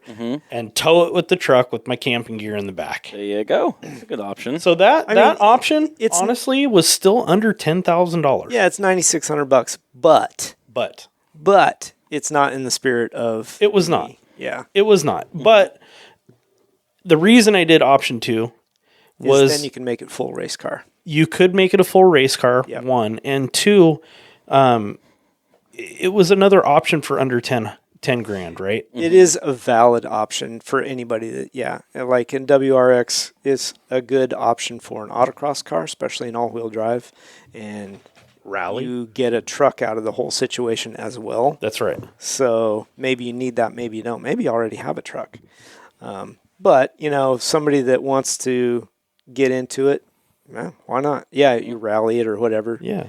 Put it on a. I don't hate the idea of putting your race car on a trailer because if it breaks at the races, how do you get home? That's right. But in the spirit of the whole drive it to the races things. That's right. Yeah. This option is more the reason I put it together. It was super quick to do. Sure. One Yeah. and two, I was like, not everybody wants to drive their car. Right. to Yeah. the races. Right. No, I agree. I don't And, like it myself. And if you're taking your camping gear to go with you, a lot of it people may do or that. may not fit in your car. Yeah, a lot of people do I that. get a roof rack, Oh man. especially Yeah, on the but then Subaru. some now you people- got wind drag. Well, you got a little trailer back there with your race tires on the trailer and your camping gear and all that stuff. Yeah, A lot of people 'cause- do that. yeah. And you put on the, especially on the WRX, you could put a little hitch on there, can't you? Yeah. Yeah, you could for sure. Throw a little trailer behind you. Yep. I mean, it'd have to be really little, but yeah, I mean, you could probably tow But it to it your doesn't need- So, doing nothing to the car, your first event, you blow head gaskets Oh, yeah. and timing. absolutely. Car go- Yeah. your car dies. Serpentine at the belt. track. But I could put it on the Put trailer her on the and tow it trailer and home. bring her home. Oh man. And actually, the truck that I found, Yeah. the There's- guy was only getting rid of it because he had bought a brand new one. Oh, yeah. And this thing, like, it's dented and dinged and stuff like that. It was not pretty. I gotta ask, does that trailer have a winch on it? No. So when your car breaks, how you get on the trailer? You'd have to come along it on. Okay. Yeah. Okay. Or you'd have to put a pulley on and have somebody tow it up. Okay. Yeah. Or have 10 of your best friends push it. Yeah. If you have 10 best friends. Again, All right. that's not the option I would have gone with. It was just an option Where- that I No, threw out it- there it's- under where 10. is a valid option, too. Subaru WRX. That one was out of Seattle, Washington. Okay. That one And- was out of Seattle. Okay. For $4,000, and was there a mileage on that? Do you know? 100. Yeah, it was like 174 Oh, was it? or something like that. Okay.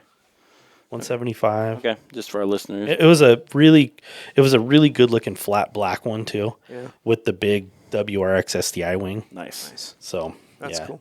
And it's got the round headlights. I'm guessing for $4,000, even for a 2002, it needed some work. Yeah. Oh yeah. And that's why I put like Yeah. I would call that the tune-up package. I put a good tune-up package and a new clutch. Yeah. That's You fair. know, you can see I didn't do shocks, I didn't do Oh, yeah. springs, I didn't Yeah. do. You're saving your money for the That's next right. one. Yeah. Okay, Grant. I might use- You're going I first. need Rob. you. No. No, you are. You're going in between. So that we can totally shit on whatever you did. You know it's coming. Yeah. All right. So for the listener, we know that Grant gets carried away with these things. He gets excited. He gets what is the good word? Giddy. Well, yeah, giddy's a good word. He wants Full to of do something- imagination. Yes, the imagination runs wild. He Full wants to do of something. imagination. That hamster runs on that Different. wheel at full speed. He wants to do something different, and Jeremy and I both have told him be prepared to be ridiculed, because Okay.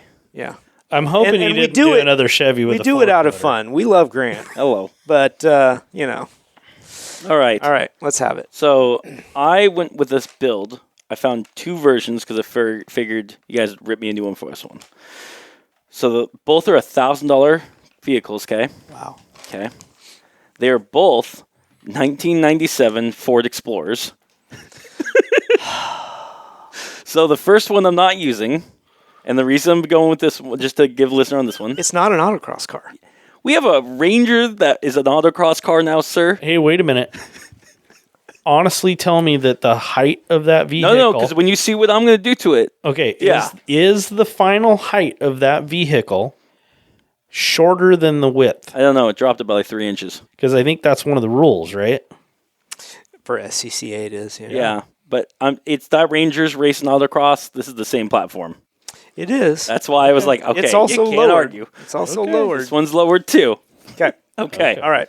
All right. So the one You're not absolutely ridiculous, but the okay. one I'm not using, okay, for $1,000 is a 5-speed manual 4.0 V6 rear-wheel drive Mustang 2-door. Or sorry, not Mustang. Sorry, Explorer 2-door. Okay. That's a two-wheel drive manual Drive, transmission. Manual transmission. Okay. Okay, makes 190 horses and 230 pounds of torque. Bless you. Sorry. Let me ask you something. Okay. Why? Why? Just to be different? No, I like, that's not the car I'm using. I'll get to the other one I am using though. Okay. Let me do this one first and say, okay?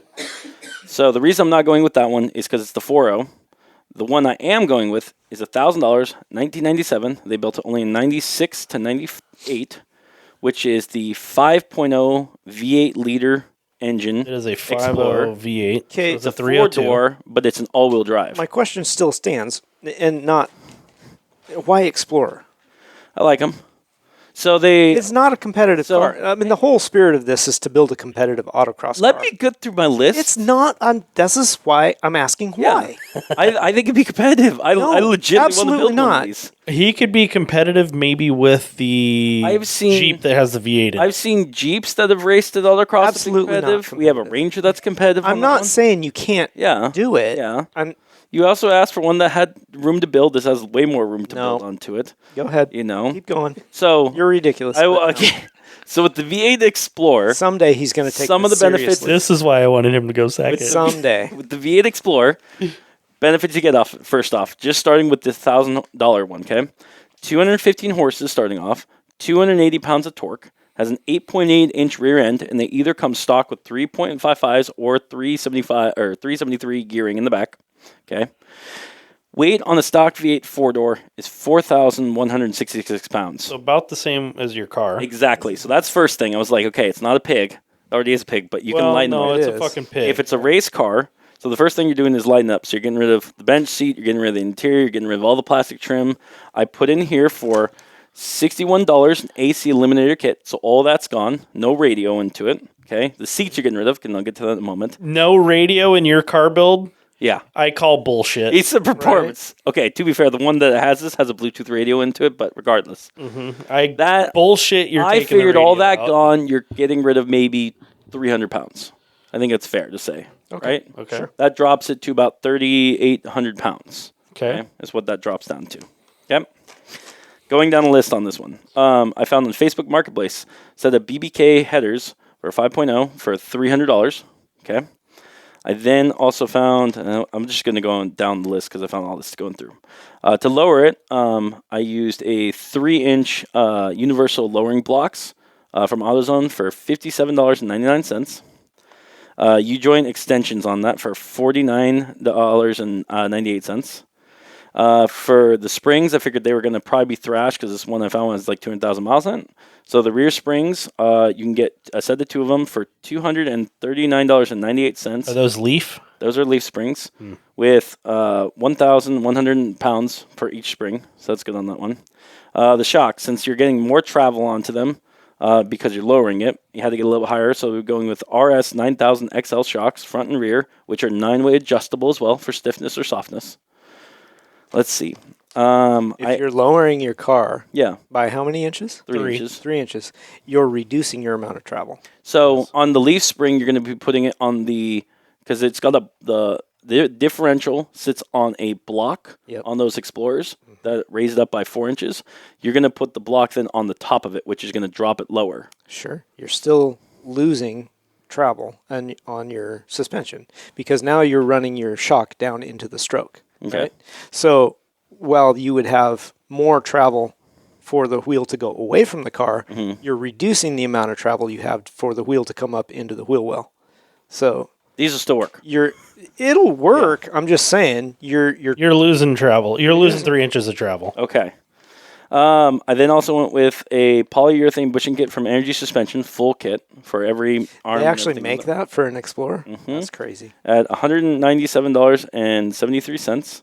I decided to give the Explorer a little bit more power with going with the Hypermax Energy Programmer tuner. It's legal in 50 states, adds plus 9 horsepower and 22 pounds of torque. Let's just say maybe 5 horsepower and maybe 15 pounds of torque. Let's just say. Sure. That was $455.20. I decided because it's got the Ford 8-inch in the rear to go since the gearing I didn't want to mess with since it's all-wheel drive. I didn't know if that's going to adjust it or not. I decided just for the rear to put a torsion differential into it, same kind of put into Liger, which is the high bias one for $939.99 from Late Model Restoration. Wheels and tires were a thing. I found a set on Facebook.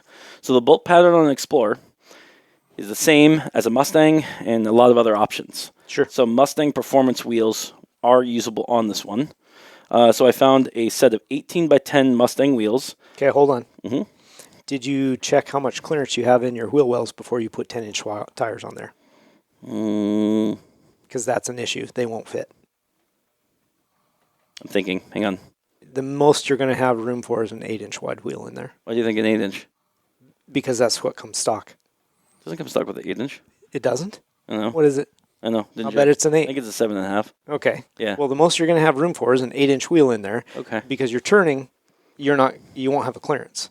And Oh, you're talking my- about You're gonna rub You're talking Yeah, about it's the when you front turn. and rear. and rear. Yeah. Huh. Because of the width, you're going to hit shocks and stuff like that. Put a with a- spacer with a in there. 10-inch. I didn't put a spacer in there. I should have put a spacer down. All right. But then you're into it's the just a fender. thought. Okay. It's a thought. Okay. My thought was you could put a wheel like that on there. Because, like, for example, and this one thing I want to get was It'll bolt up, yeah, Yeah. but I don't. Yeah, it's you might not have clearance. it also is so 18 by 10-inch wheels. And the guy was selling them with tires with 555 Nitto tires that were 285 by 40 by 18s for $600 Okay. for all that. For all the whole set. Whole set. I then went with because everything was gutted in the interior. I went with a competition engineering roll bar from Summit Racing for $241.19. All that weight that he saved, he just put it back in. Yep. No, it's just a bar and the 60 couple pounds of it went back in. things. It wasn't that big. Probably.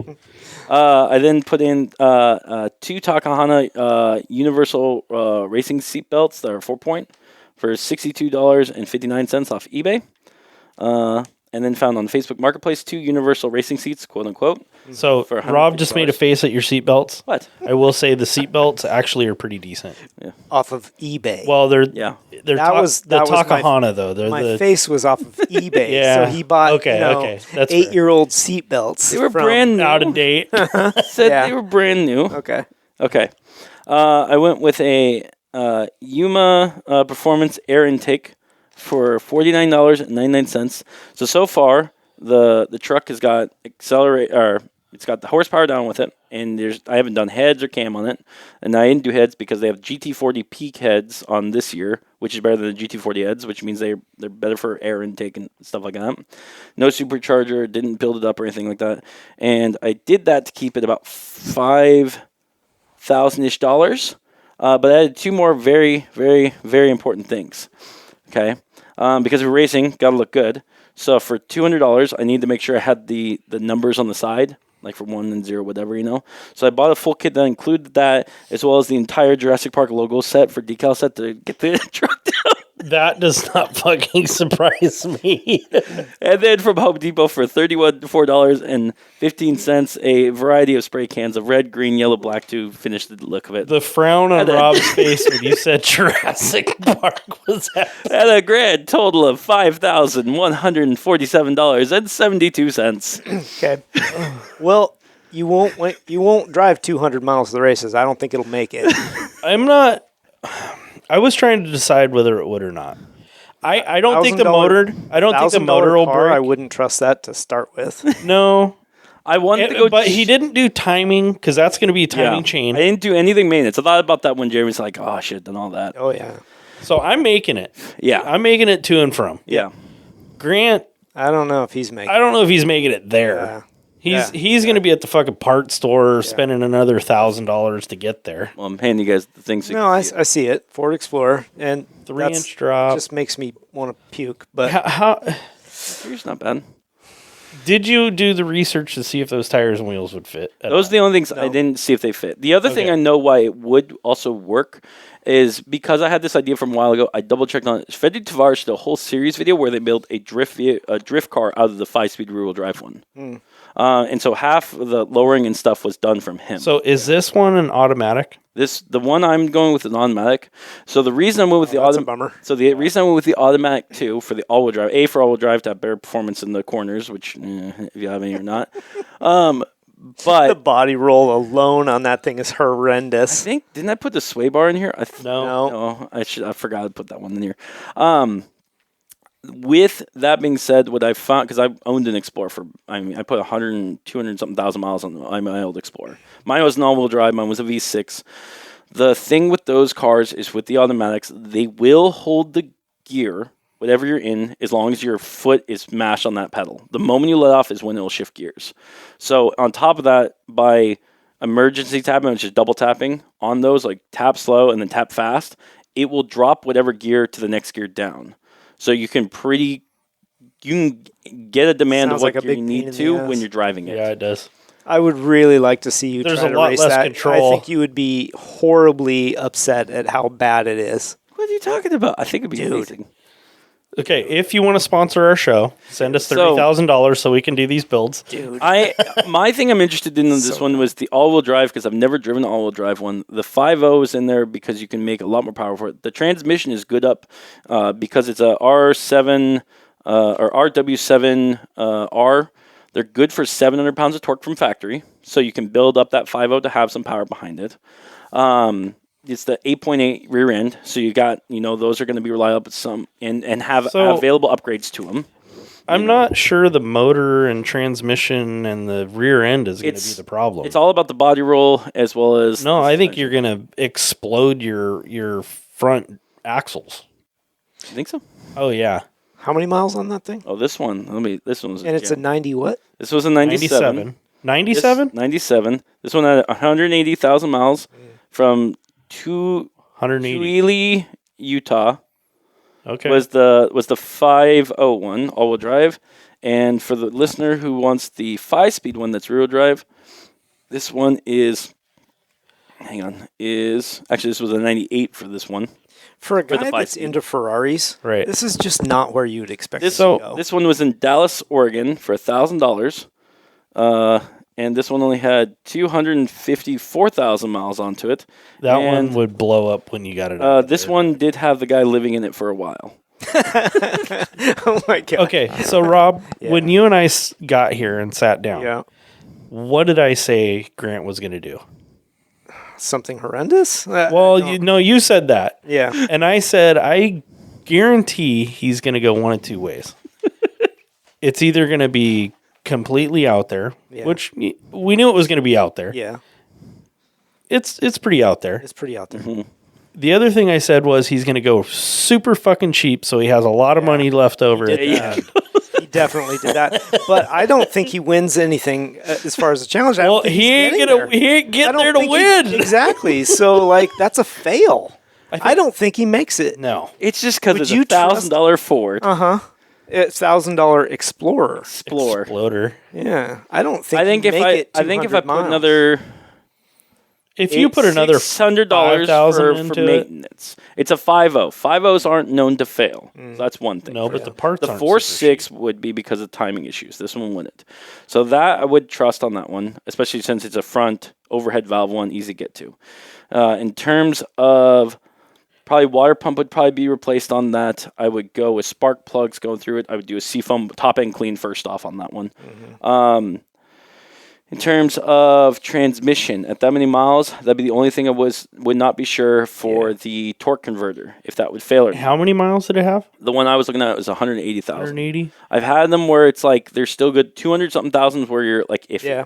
It might The make manual Yeah, one, your rings might be pretty close. the at manual times. one, I think would be fine. Maybe need a new clutch onto that one. Yeah. But the problem is 4.0 wasn't sure because timing on those ones aren't. If the you could greatest do the on that. manual with the 5.0, I think it'd be a much more fun car to drive. And that's the Yeah. thing. You can. I know you can 5.0. You could probably get a yeah. Mustang. That's that. transmission. I wasn't for it. sure which one would be better. I've never driven the all-wheel drive Explorer. I've driven the automatic 4.0 four-wheel drive, and which you essentially leave on rear-wheel drive.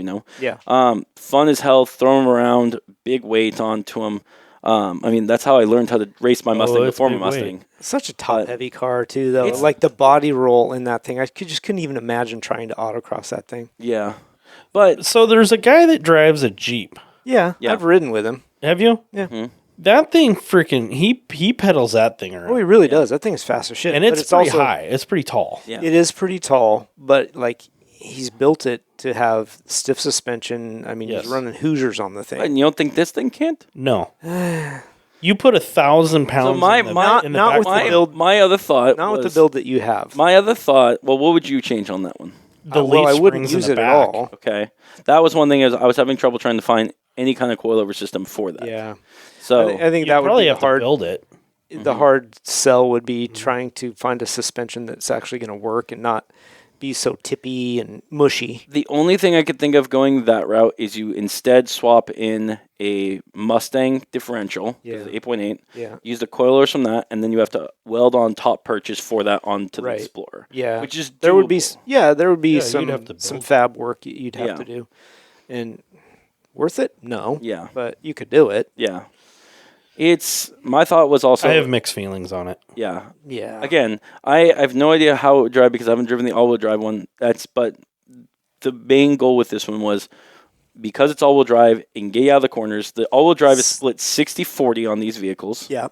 Yeah. Yeah. Especially with the torsion in it, you're going to get your power down on the back. I don't know if you need a torsion in the front. I don't think you would. And again, if you reduce all the weight out of it, you lower the center of gravity down onto it. What It's what still can you get to? still top heavy just because of the roof line and all that. But Yeah. It would take a lot more than the 5,000 you put into it Yeah. to make it competitive. absolutely. I think. Yeah. I agree. honestly, the $7,100 that I spent on my car, Well, I that's think bare I'm, minimum. I think I'm slapping you. He's calling me Oh, I out. think so, Listeners, too. he is calling me out. I think Yeah. you beat him no problem. Okay, but I've got Someday- if they someday- if they fit the 285 550 Nittos. Okay. Those are wide tires on that vehicle. They're sticky tires. Doesn't help your body roll. Doesn't have a biro, but sticks. I think I'm still slapping you. Yay. I only went a little bit wider than the factory with Okay. my tires. Okay. Like basically from a 215 to a 235. Okay. So the whole intent was to get somebody out to autocross. Yes. Yeah. That works. It works. It's cheap. It's not something I would do. It's not a competitive car. It's not something you want to build into a class someday. Yeah. But if that's what you got, If it's what you If got, do it. like if I had it in the garage, yeah, maybe. maybe. Maybe. if I it's- would if look at you're- it and go, no, if- I need to get rid of that so I can go buy that If you're Subaru. 16 years old and you're trying to just get into racing and all you could afford is something cheap, that was my thought. Especially the Yeah. the manual thought, the 401. Yeah. Because especially it's shorter. It's the There's the nobody out there newer except ones. you that looks in an Explorer Yeah. and says, I want to race that. The two, well, first off, you got to outrun the T-Rex, so it's got to be fast. So Gotta the be. second thing is the two-door ones weigh 3,800 pounds stock with the 5-speed. And gutting that, you could probably get down to 36, and that's not bad. No. You know? No, honestly, weight-wise, it's not bad. Yeah. You've got a lot more to overcome, Yeah. with that platform. Mm-hmm. And I really thought we had gotten past all the T-Rex stuff. Oh, you No. thought so? I No. I really I thought, didn't think about it No. until I it's been got. a while. You It didn't has think been about a it until I was like down where I'm list. I'm like, oh my gosh, it's an Oh, that's- Explorer. And I was like, oh. Really unfortunate that came up. And someday I would like you to take this seriously enough. I took this. No, This is a Hear build me? I've been No. wanting to do. I can see that Yeah. about you, yes, but Now, someday if it actually had build a been competitive car. an off-road build, Or rally build. is that at least a solid front That's axle? actually a question. Yeah. Is it a solid front axle or is it independent? I'm gonna have to check. I don't think that it's- vehicle has the durability to handle rally of any kind. You don't think Well, I so? wasn't thinking rally. I'm thinking either Crawling? like a crawling Okay. or like a Yeah. maybe like a Dakar. I've seen or, Explorers lifted. yes. They've made if for something like that you want the 4x4 versions, and they did make those. Well, you said Well, it if that's- This Right. one's all-wheel drive. all-wheel drive would be just fine Yeah. but if it's an independent front suspension. yeah. Hang on, I'm trying to look. Oh yeah, I don't know if they are. I know either. Hang on. Okay, well, thanks for being ridiculous. We knew that was going to happen. Yeah, you guys are Now, welcome. I will preface mine. I did not want to use this platform because it seems like I go to the Chevy all the time. Mhm. But in my searches, it kind of fit the bill, right? Yeah. Ooh. Okay. So my car is a 99 Chevy Camaro SS. Okay. It's got the 5.7 liter LS1 V8 engine. Stock is 320 horsepower. Ooh. I, So LS. I found some other Camaros and other things that were V6s, and I'm like, nah, for future buildability, that's a weird word, I wanted a V8. Okay. So this is the one I found, asking price was $5,000. Ooh. I'm saying I got it for $4,500 because you can talk them down $500. Okay, we can't do that because my I just did $1,000 it. Explorer goes down to. I just Because did I it. found a lot You more didn't- that were you like. didn't $2,000. think about it. I Oh, I did. thought about it. I was like, yeah, dude. I even thought of messages to Solar. Be like, would you take it for this? Yeah. I'm pulling a grant here. I got it for $4,500. Okay. All right. So this is a 6-speed car. That was the other thing is I wanted to make sure I got a manual. So it's a 6-speed LS1. Clean title, 130,000 miles. Runs and drives. He uses it as a daily. So I know it's going to make the 200 mile. Okay. Okay. Let's see. It's got quirks. It's a daily, whatever. It's a 1999. It's going to happen, right? Mm-hmm. It has headers and full exhaust. Ooh. Actually, all right, that's fine. So here's the base performance of that car. I looked it up. 320 horsepower, rear-wheel drive, 0 to 60 in 5.2. Maybe when it was brand new on a good day with a tailwind. Curb weight, 34.42 pounds. Pretty decent, right? And I did not gut the car to make it lighter. I'm just laughing for one second because this car that you're showing actually sent this to Jimmy Galloway to ask him his you? thoughts on it beforehand. Yeah. For one of our previous lists or guest that was on the show. Yeah, I was like, Actually, did I send this to Rob? I thought about doing that as well, but I didn't do it. Okay. What else do we have here? Curb weight, right? 34.42. 17-inch wheels stock. Okay. They come with 275/40 17s. Other things I highlighted, it already comes with 4-wheel power disc brakes, so Okay. that's a plus. Okay. Okay. Couple pictures of the car. It's a decently straight car. Couple scratches and dents, whatever. Wheels look good on that one. All right. Yeah. So I went, even though it had headers already, I put a secondary, I took a catback exhaust on it from MagnaFlow. Okay. It supposedly adds 30 horsepower. You could probably cut that in half and be more accurate. Yeah. That was $674 for the exhaust. And then I went, I also wanted to say $4,500. You don't have to do anything to this car. Take it to the not races. within. Well, Take yes. Take it to autocross and No, go. there's one thing you have to do. No, On a car that cheap, if you do not know if the clutch has been used, that's in there. that's one thing. no. Okay, I but know. I'm saying that would be the only thing you'd have That's to in my build, but you know what? I would take it out there if you're just wanting to get into autocross. Take this car and go drive it. Yes, I'd agree with that one. Just the way it is. Yep. But I played along. I built it with goodies, right? Yeah, trying to make it better than the Explorer. I got you. Yeah, it's better than the Explorer without even touching it. I don't know. It's not painted green and red and blue. It's better, like I said, better than the Explorer without even touching it.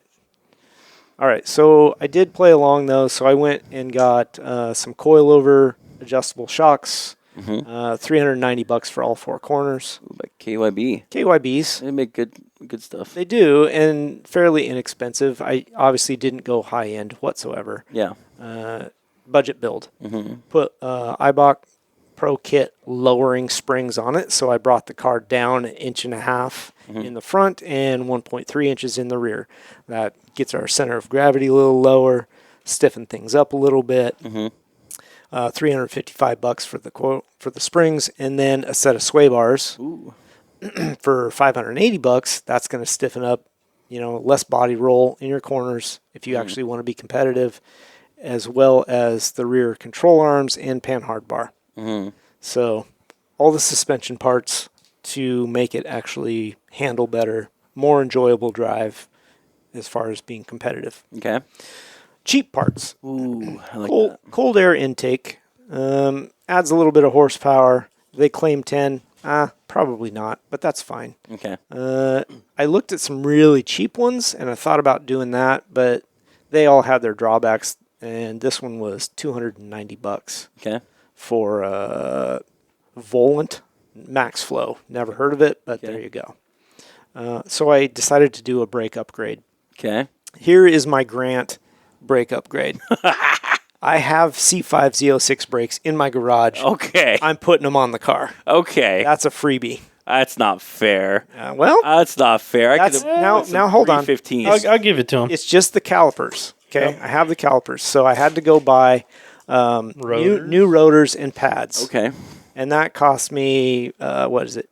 $248 for the rears, 290 or 392 It's about for the fronts. $650. Yep. Okay. What?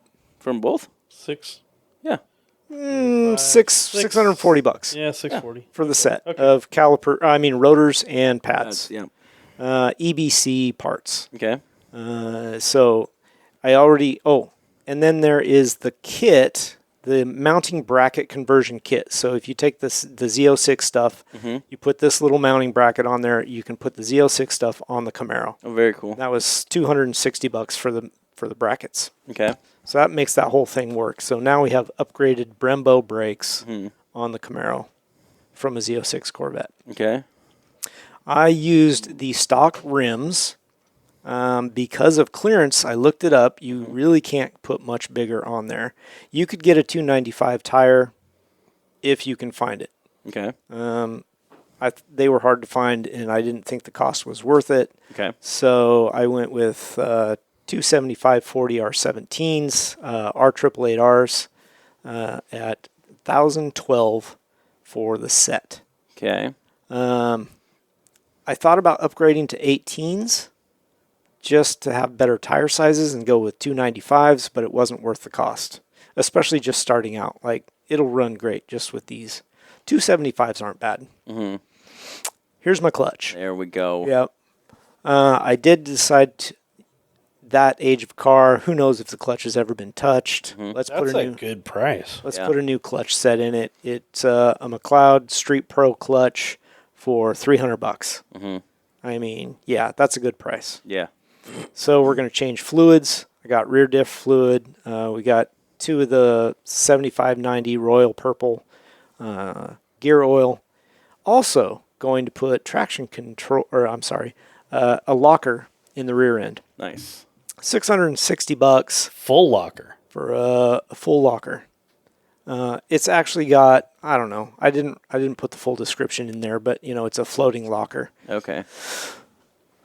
And I would use the 373 gears. It's available in 373s and 323s. 373 is what that car came stock with, so Okay. I stay with that.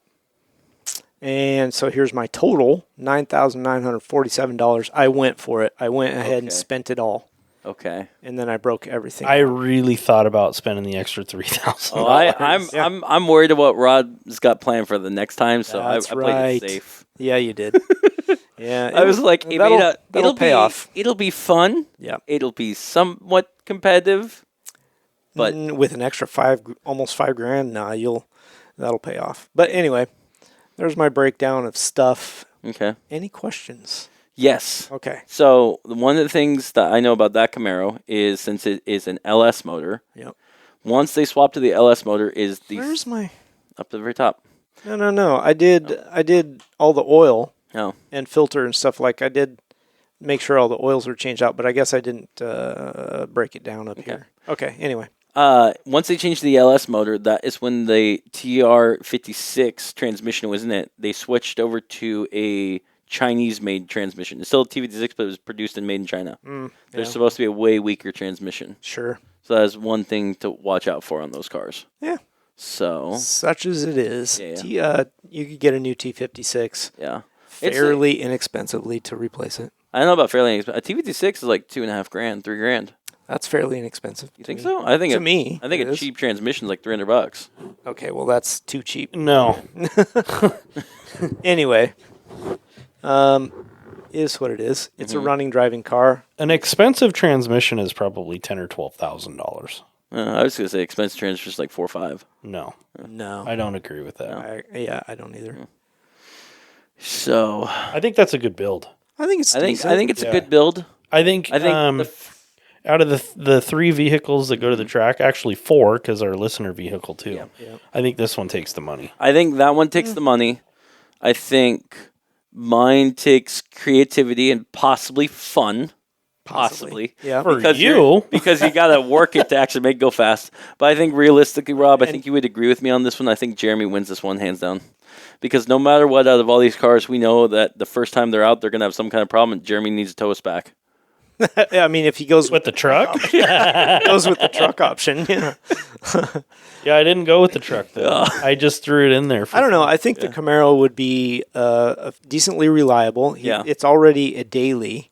It doesn't appear to have been an abused car. Like the interior is still in good shape. Yeah. You put the money into a little bit of maintenance items on it because I did put the oil and that kind of stuff in here. I And just you got forgot to. your oil at the top. Yeah. Yeah. Just that was the gear oil and then the engine oil and filter and that kind of stuff. I feel like you, Rob, and Jeremy, I think you guys would be pretty competitive, and Thomas and will be would be all competitive fun. where they're going to be at. But I will say this. At the end of the day, who's going to be at the track with everyone crowding around it and trying to take pictures with their car? Not you. Everyone's going to be going to the Jurassic Park car. Nobody even gives a shit. They would No. look at that and just be like, "Oh my god." Who's this fucking People are clown? not going to crowd around that They're car. going to be like, oh, how did you do it? What'd you do? Why what is this track here?" are you at? even? He'd get a couple giggles out of it. Well, that's probably. hands down. No, Yeah. that's interesting. I don't know. Camaros, especially with a was a V8, good at least build. it's a decent buildable platform for later on. Mm-hmm. They're not super competitive. There's, even with the suspension stuff that I put on it, there's still going to be a fair amount of body roll. but- Lowering it will help a lot. Yeah. The skinny tires are a drawback. Skinny, you're 275s. Yeah. For starting out, that's not bad. You've got I agree. independent rear suspension on it, too. I agree. It's not bad for starting out, but I'm used to a car with 335s on Oh, it. yeah. Some of us aren't that lucky. Yeah. So, could you go with a wider tire in the back on this? Wouldn't fit. You'd have to cut the fenders and stuff. Yeah, you have to put flares on it, and then you can. Oh, okay. Yeah. Yeah. And I wasn't going to go down that road, at least not Not yet. yet, Yeah. right? But stock, no. That's about you could get a 295 on it, but it would be pinched because the rims you're stuck with a 8-inch rim. So, yeah, you can't even really put a 10 on it, not without doing something with the Not fenders. without cutting and Yeah. rolling or something. Right. So, I mean, 275s, you just deal with that. Yeah. So you maybe don't have as much traction in the corners and that kind of stuff, but I just had an idea for the next challenge, but I don't want to say it out loud. I think it'd be a fun challenge. okay. Well, I've got a few ideas as well. We can compare notes. Okay. So that was it. That is what I have for that. Nice. I thought it was decent.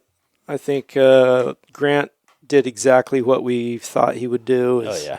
Be ridiculous. Oh, yeah. 100%. All right. So Okay. with that thought of building a car, and any of these cars, honestly, you could probably have it ready to go in 3 to 4 months. Yeah, I think. Oh, my car was available in McMinnville, Oregon, by the way. Yep.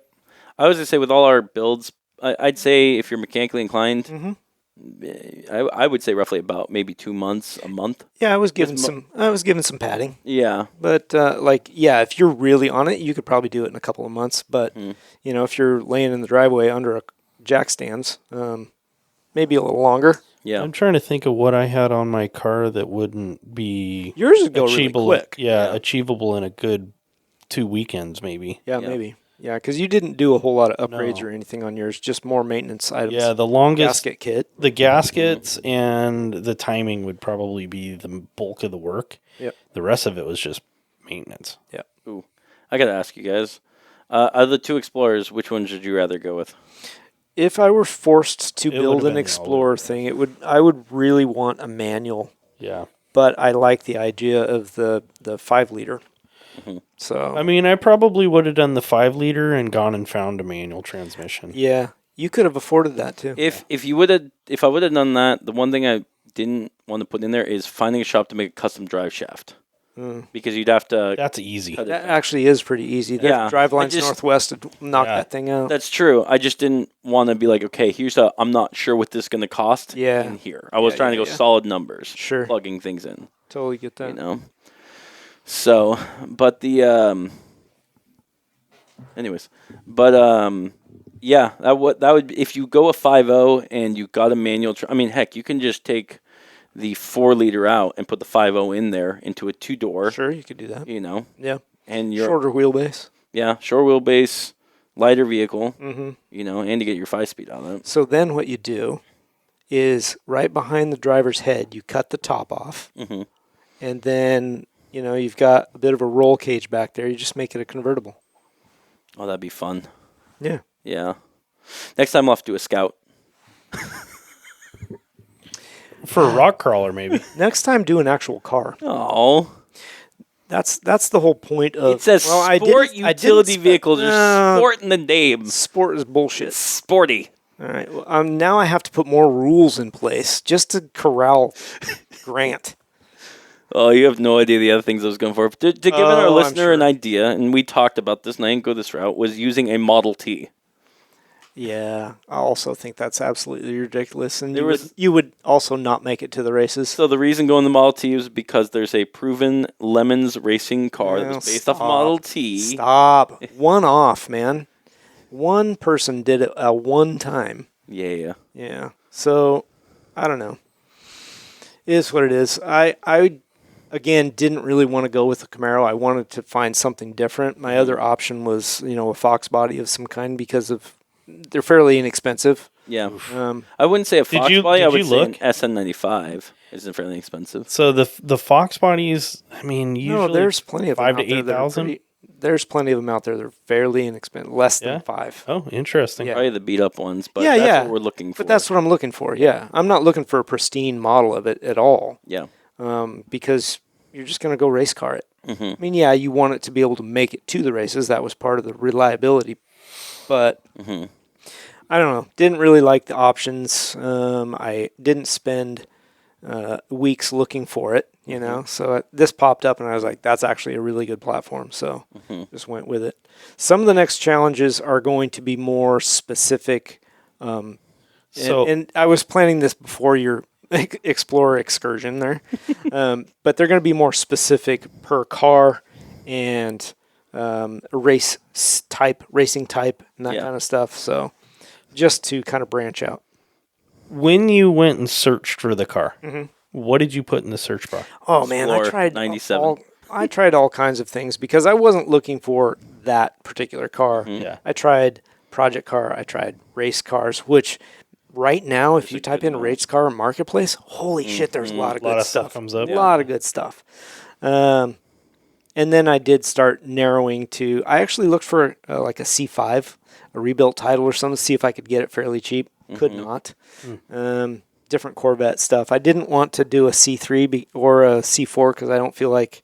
Well, C4 would be okay, but they're heavy. I feel like you have to do a lot more to make them competitive. I have a C5 on my It would phone s- for $5,000. Yeah. There's some that are affordable, but I was like, I don't know. Didn't really want to go down that road. Yeah.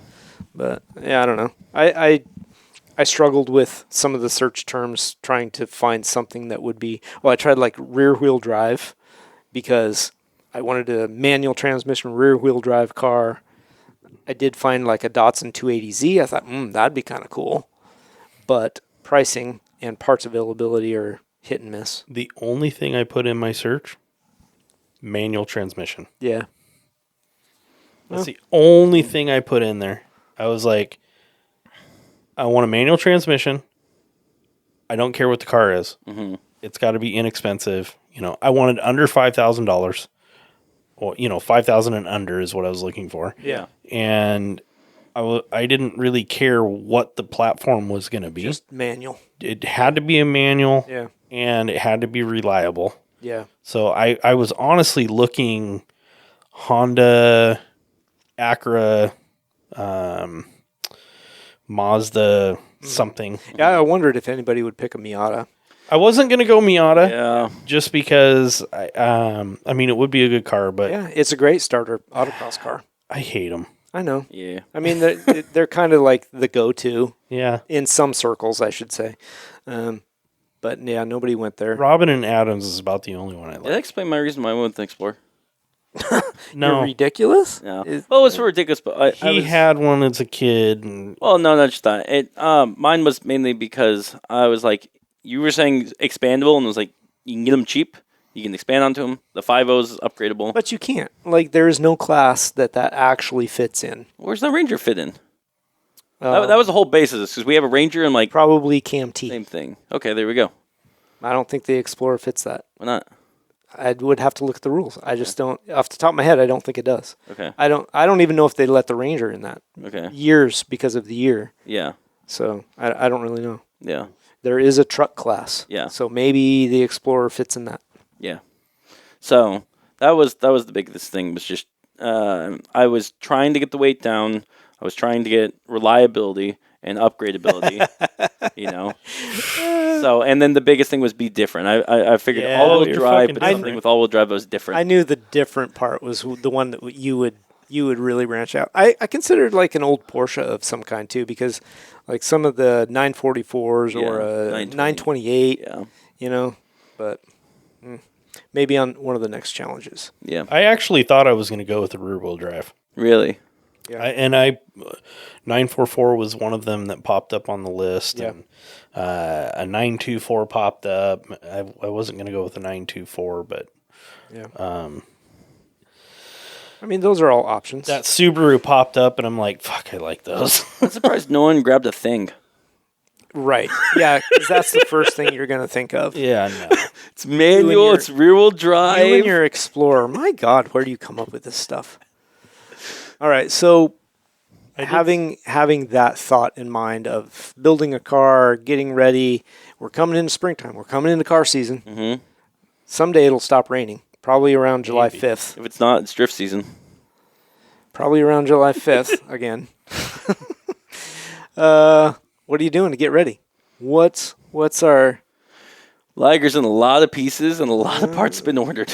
Yeah, you should have started that months Somebody's ago. been giving himself anxiety over I it. know. Yeah. Should have started that months ago. I started months ago and I kept running into more and more and more problems. So those are all getting solved out. Right now, the differential's going back into her. I'm probably going to... The brake lines are being going through. Front bumper's off to have the tow hook on there. I'm getting her ready for autocross, but also trying to get her dialed down for big track. So, I want to make sure everything is done and done right. So that's been the big thing. I found out taking apart the wheel hubs. I was going to put extended bolts in there. Wouldn't fit. And on top of that, the hubs were already bad after a single year of use. So I went Ford Racing Performance ones. Same ones that are using the FR500. Interesting. You didn't tell me that. Yeah. Hmm. And then there's just been a good amount of upgrades to her. I was actually thinking about this right now. She's fairly close, other than engine-wise, and even then still close to actually what Ford has for the FR500 race cars. Other than the interior, like underneath and suspension and You're brakes. telling me and your 4.6 is anywhere close to a race car? yeah, what they use for the FR500s? Hmm.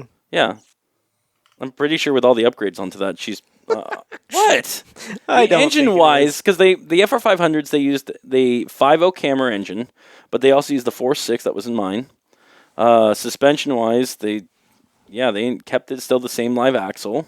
They had the Pan Am bar instead of Watts linkage. I got the Watts linkage. It went to the bigger Brembos like I do, forced air deck brakes like I do. The front, I mean, just Guessing their internals are nowhere near what you've got in yours. for the motor? Mhm. No, the motor, like I said, is a 4.6. The other than the 4.6, they did run the class, which was the 5.0 Camry, which was completely different internals. It was made by Roush. But other than, I'm saying, the engine, everything else, suspension-wise, brake-wise, etc., is pretty similar to what they had on those cars, which I was, just around and I was like, wow, that's interesting. The difference is, on the main one, is I've actually got an interior where those were stripped out and everything else. Yeah. When are you going to strip it out? I don't know. I don't think I need to be stripping yet. There's, a lot of places here in Oregon, but I don't think I need to start doing that yet. No? No, Jeremy doesn't I wouldn't recommend it. fucking pay for that. I wouldn't either. What about you, Rob? It's one of the three ugly ones. What's with the Corvettes? Ugh. Oof. I don't know. I don't know if I'm going to have a car to drive this year. What? You're not gonna dual drive with me? No. Okay. He doesn't want to drive a pig. That's not it. I just, I don't know. The silver car is supposed to go to tune beginning of April. Hopefully all that works out, and that'll have to be the race car, but can't get a hold of the engine builder for the black car, so it's still sitting. Mhm. I don't know. Yeah, it's kind of up in the air, But really, if I have a car to drive, there's other stuff that needs to get ready to go. Got to make sure the truck's ready to go, and trailer and all that stuff. I mean, I've already taken one good shakedown trip for this year, but probably should go through the brakes and the hubs on the trailer just to make sure we're good to go there. I got all new tires last year, so I think I'm settled that. I don't know. I think I've got all the ancillary stuff really taken care of. It's just I need to figure out what car I'm going to drive. So other than that, yeah, that's... In worst case, there's always the Honda, and then there's the ghost car. Nope, neither one of those is going to work for me. One of them needs too much work. Yeah, one of them doesn't run, so I might as well, Yeah. I've got other options there. Yeah. Is there any update on the Honda? And to clarify for our listeners, is Josh has a Honda Civic or correct? Yeah, Civic hatchback. Yeah, it's at your house right now. Still waiting for parts to show up. Correct. Okay. It does run. I Yeah. start it every once in a while, Yeah. get it dried out and that kind of stuff. But Okay. no, there's no movement. So Not surprising. so right now it's mainly just waiting on engine builders for your car. It Either car. is. Okay. Well, the tune on the one car, and then the other one, having lost the slave cylinder for the clutch, Mhm. I need to tear it apart anyway. So I was just like, now's the time. Take it all apart and send the engine off. But I can't get a hold of him. So Would it be better then if they can't get to you until, let's just say, August or July? Is it better just to get the slave cylinder and the transmission, all that done, and at least race Potentially. it for yeah, a potentially. little bit? Yeah, Yeah. quite possibly. But that's kind of what I'm waiting on is word of what that lead time is going to look like, whether I want to spend the time to get that fixed and put it all back together, or if it's worth just tearing it all apart. Yeah. So I don't know. That's where I'm at. Well, you can always Nothing's dual really drive moving. with me and Liger this year. Yeah, it's not going to happen. What? You see, a pig. I beat him once. There are probably and he's other too scared people to get that'll back let in the the- car now. That's what it is. Yep. Probably other people that will let him drive a Corvette. too. That's more like what it is. Oh, okay. Probably have better options. And yeah, I don't drive your car very well. So, but Yeah. that's fine. Mm-hmm. So, did you want to? So for me- this was kind of go ahead. As far as getting ready, obviously I don't have a car, Yep. but like you said, brakes on the truck. I need to do those, and then I got that camp trailer this year. Mhm. So I think my wife and I are probably going to do a trip sometime in early April, and I'd like to take that thing maybe out to the coast for a long weekend, Yep. just to make sure everything works. You know how to use it. Yeah, well, I know how to use it. Mhm. Did I tell you about my first trip out to Yep. McMinnville? Mm-hmm. Did I tell you about dumping shit all over the ground? Yeah. Yeah. Yeah. You- Whoops. now you know how to use it. Sorry about that. Yeah, no, that was an experience. That's gross. That makes me gag a little bit. Yeah, well, lucky it was right next to where it was supposed to go. Yeah. Well, there you go. And I did have gloves on. Yeah. And then I did go wash my hands afterward. As you Take a should. shower. Yeah. Ugh. But yeah, I'm thinking we'll probably take it out, make sure the sinks all work, make sure the toilets work, the shower works, all that stuff, and Yeah. do a fishing trip or Do something. you do this because Rob's trailer is a car trailer / RV trailer combined? How would Yeah. you say it? It's got living Do quarters. you in do it. the same thing every season? Go through your living quarters and make sure all that's good to go. Not probably as thoroughly as I should, but I Okay. mean, I figured out the first weekend I'm trying to use it. Okay. So far, everything's I winterize really well. I drain all the lines and everything. So when I'm packing up, usually for the first event, is fill all the lines and turn on all the sinks and make sure everything is charging and working the way it's supposed to. But I'm like I said, I've already used it once this year, so Okay, yeah, that's what I was Pretty going to ready say. to go. If you hadn't used it, is it a good idea just, and especially for our listeners, if they have an RV or a trailer, before they go on any trip, just use it once at your house. Oh Just yeah. for sure. Live in it for a day. Well, I won't live Not in it. live in it, but like you come home from work and you're going to, Well, mine, get mine's all the plugged sinks in. running, get all the shower, make sure that the water pump is working. that batteries are stuff. good. And it's really ideal to do that maybe a week ahead of time. That way, if something's not right, you got a minute to fix it. Yeah. Yeah. Uh, And that's what I'm going to do, at least probably a month before the first race I go to Yeah. with you guys. I'll take it out for a long weekend. Mhm. But I'll definitely fill the tank and make sure it's not leaking, and Yep. make sure the pump works, make sure the toilet and all that stuff works before we even leave the house. For sure. Yeah. So, Grant, you were saying on your trip back from Vegas, you had some wheel bearing issues. I Yeah. was curious how do you think those loosened up? Because that's not normal. It's not normal. And that I honestly have no idea. And one was loose before leaving. Well, don't they have the locking? Maybe yours don't. but Correct. They It's have got that, the locking the castle ring. nut onto it. Yeah. Yeah. And that was on there. I don't know. It just I even think I played. No, that was different. No. Well, and it on was that one. noticeable wheel shake, or like, how did you even notice that it was coming loose? You went back I and just checked. did. I went back and checked, just doing my normal thing, and wiggled every tire, and one Yeah. I could move back and forth like an eighth of an inch. Oh, that's quite And a I bit. was like, okay, well, tighten the wheels. I'm like, it's not the wheels. Yep. And so jack it up and tighten that so it's snug Right. and there's no more wheel play. Put that back on, call it good. When we drove it another, 300 miles, we noticed three other ones were loose. That's really So odd. it didn't have any wiggle on that, didn't have any tires, so we just kept driving until we got to our first stop at Willows, jacked it up in the next morning and tightened them all up the same way.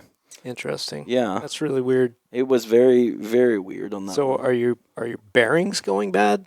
Causing I looked through them, I grabbed them and spun them. I looked for any burning. I didn't see anything that was wrong with them. I did grease them before I left, yeah. on my long trip. I know I'm gonna take them apart before the first race just to go through to double check on them. Yep. I don't know. I don't know what happened. That was the first time that trailer's been on that long of a journey for that long. Sure. Maybe heat built up and stuff expanded. I don't know. Yeah. I don't know. Yeah, that's kind of weird to have them. Well, if there's that much heat building up, you should probably figure that out before you start. No doubt. I'm trailer in just the saying car. maybe, but then you'd also get heat scarring on there, and none of them had that. They all Right. flew smooth, Yeah. Yeah, I don't know what to tell you on that one. So, Yeah, that's interesting. I serviced the bearings in mine last year before last. So last year I didn't. This year I'll do it again. Get in there and make sure we're good and greased and everybody's got the right tension on them. But I think what I need to do is one thing, because I took the bearings out, looked them, inspect them. There was grease on them, not as much as I'd like, and I think I want to take them off and just pack grease in there and then put them back in this year. yeah, I'll be doing that as well. Yeah. Something definitely to pay attention to. Something you should probably look at is how old are your tires? I looked at them recently. They were 4 or 5 years old is where they're at, and they need to be changed out soon. Yeah. The old man did make an argument, though, for my trailer specifically, because, Rob, will you tell everyone your experience with tires? Oh, I blow at least one tire a year. At least one. Typically two. Yeah. I have so far not been that unfortunate. With my trailer, though, the one thing the old man's argument, my father was saying that is the reason this tire will last longer is because it's always spent its life indoors.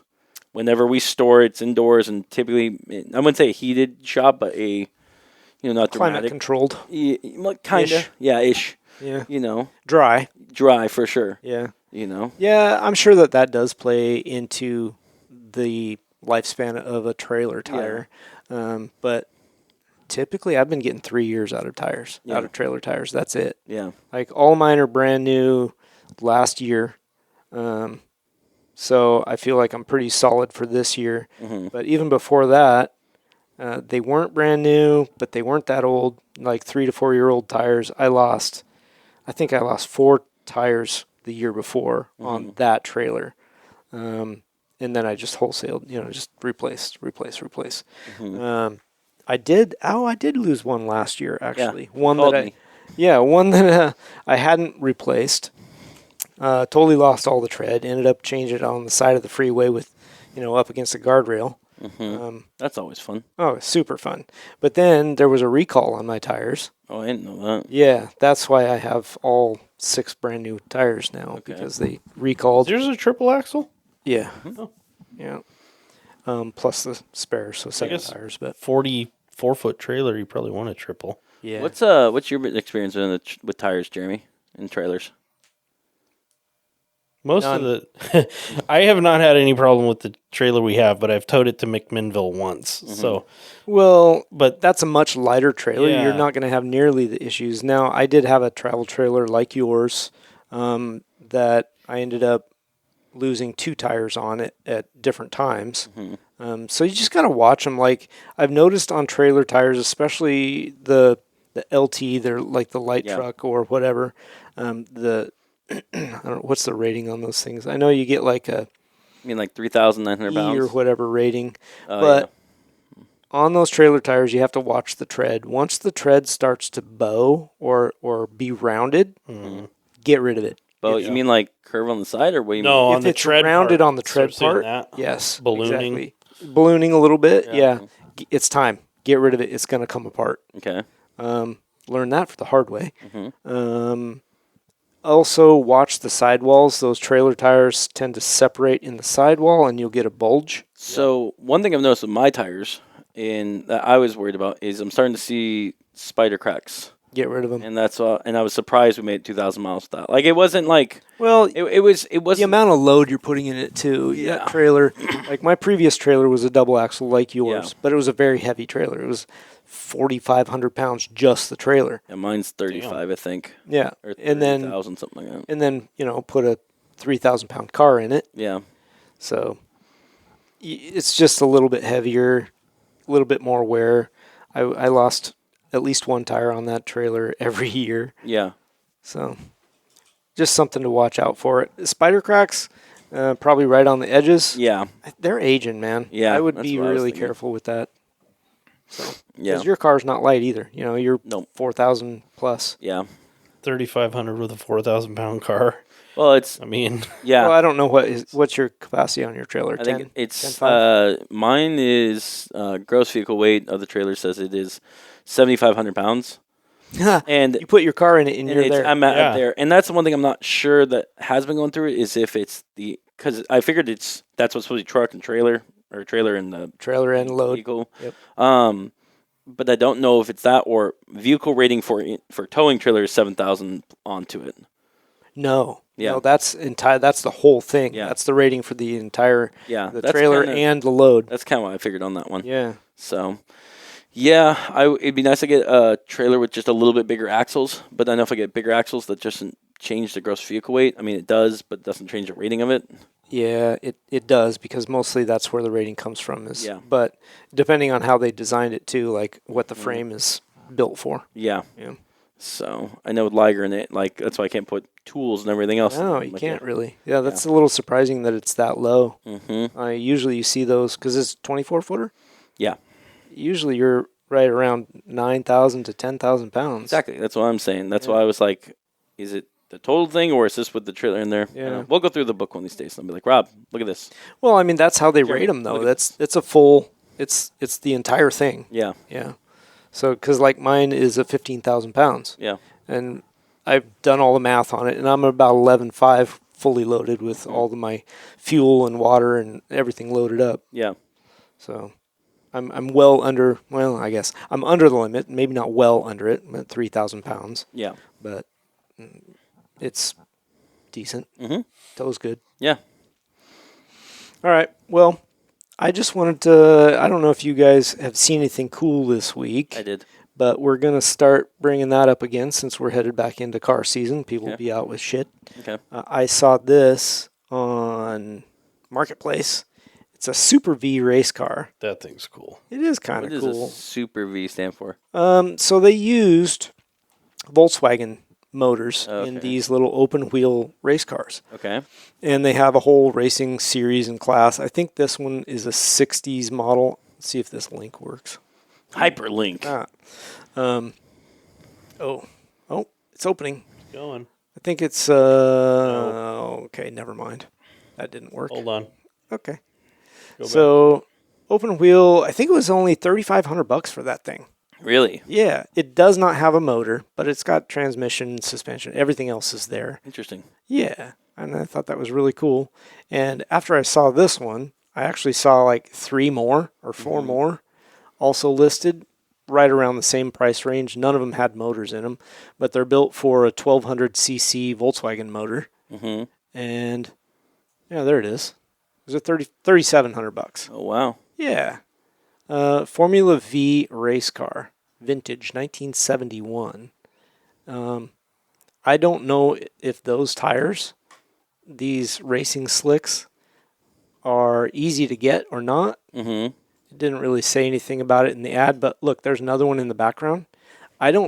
They must be pretty readily available. They're Hoosiers because they still have racing series for these vintage I think Formula Vs. when we were at SEMA, I think Hoosier had the vintage tire. Oh, did they? yeah, they that had a would make vintage sense. tire booth, just the vintage. That would make sense. Yeah. I mean, vintage racing is a big deal, so I'm sure that the tires are still supported. Anyway, I thought that was really cool. Anybody that's into open wheel racing and like racing vintage, $3,700. No motor, you got to do that.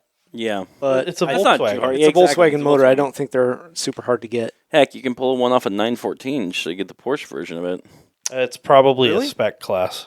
Yeah, because they're Yeah, it probably has some kind of rules to it, but Mm. even for a track day, that'd be fun as heck. yeah, Get out there and race an open wheeler around. that's true on that one. Cool. So that's the cool thing I saw, and it also is a project car.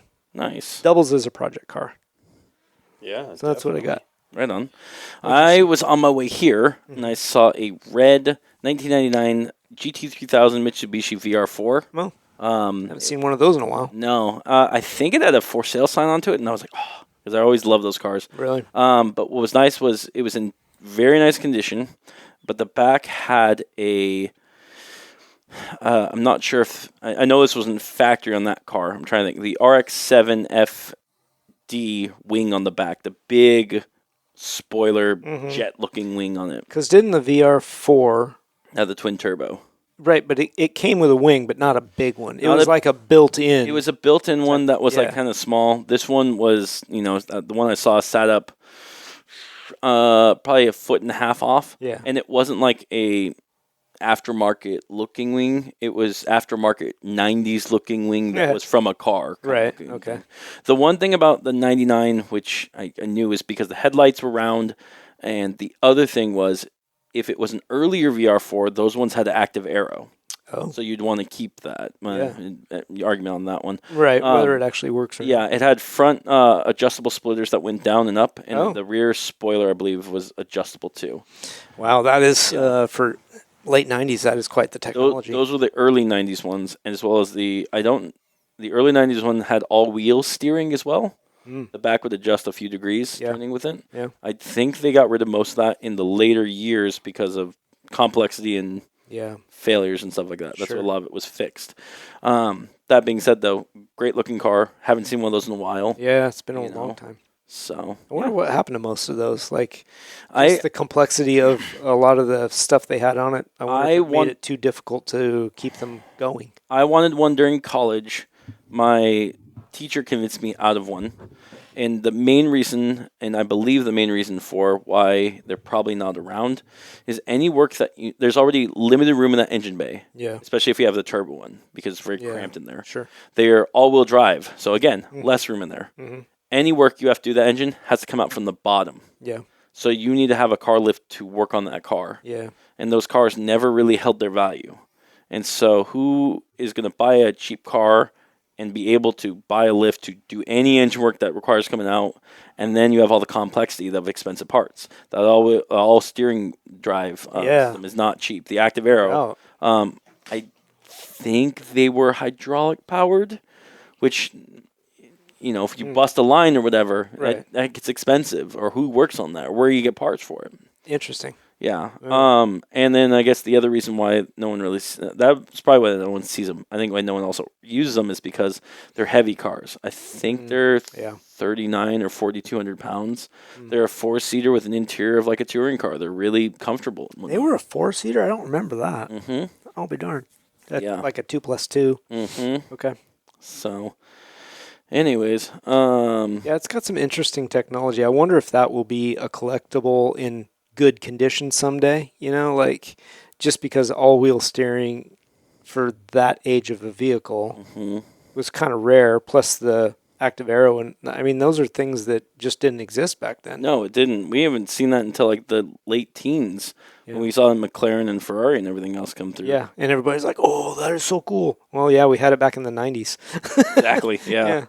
It was ahead of its time. And we had the digital dash there too at the same time. Yeah, Woo! Oh, they made a Spider version. I know they made a Spider version of that car. yeah, Interesting. cool.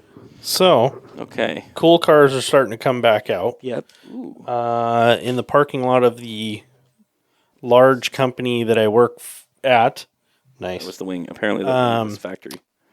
I saw two things actually. One, an Audi R8. I like an Audi That's- R8. Yeah, it was a good looking car. Do you know what year by chance? They're a little bit hard to identify. If you're just a casual observer of them. I'm not sure. Yeah. It did sound like the V8 model, not the V10. Nice car, nonetheless. And then when I got to my normal parking spot on that large campus, there's a El Camino drag car with tubbed rear end. Yeah. Wow. It's got I drove it to work, huh? oh yeah, he does it quite often. I've seen it probably a handful of times over the last couple of years. Yeah. It's tubbed. It's got huge meats on the back. They are Mickey Thompson wrinkle walls. Oh, that's hilarious. It is caged, and that motor is big and built. He just drives it to work. Oh yeah, dude. It sounds good when he fires it up. Big and low. bet. Oh yeah.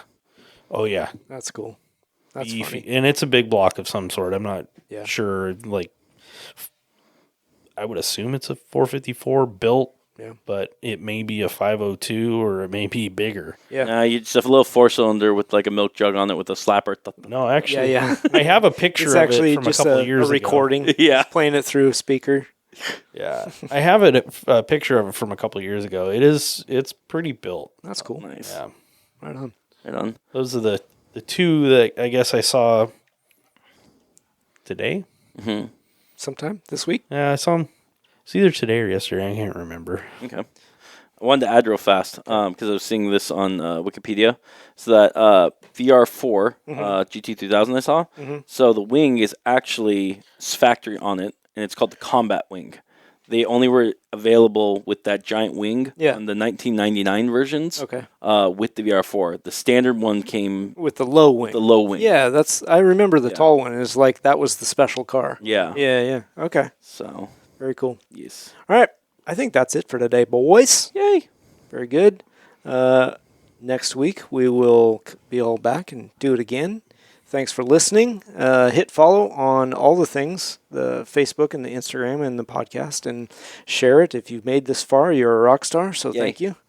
And that's Make it. sure to email us at untitledcarproject@gmail.com for any comments, questions, concerns you have. Or that. Oh, or shoot us a message on Messenger. Or Messenger or Facebook. That's as good as texting us, really.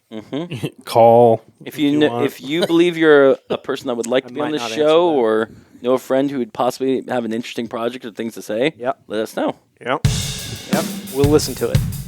We might make fun of you. No, I'm just kidding. Don't forget to join us on our Challenge Car Project builds. Yeah, that'd be good. All right. Thanks, everybody. All right, we'll see you later. Bye. have a good night.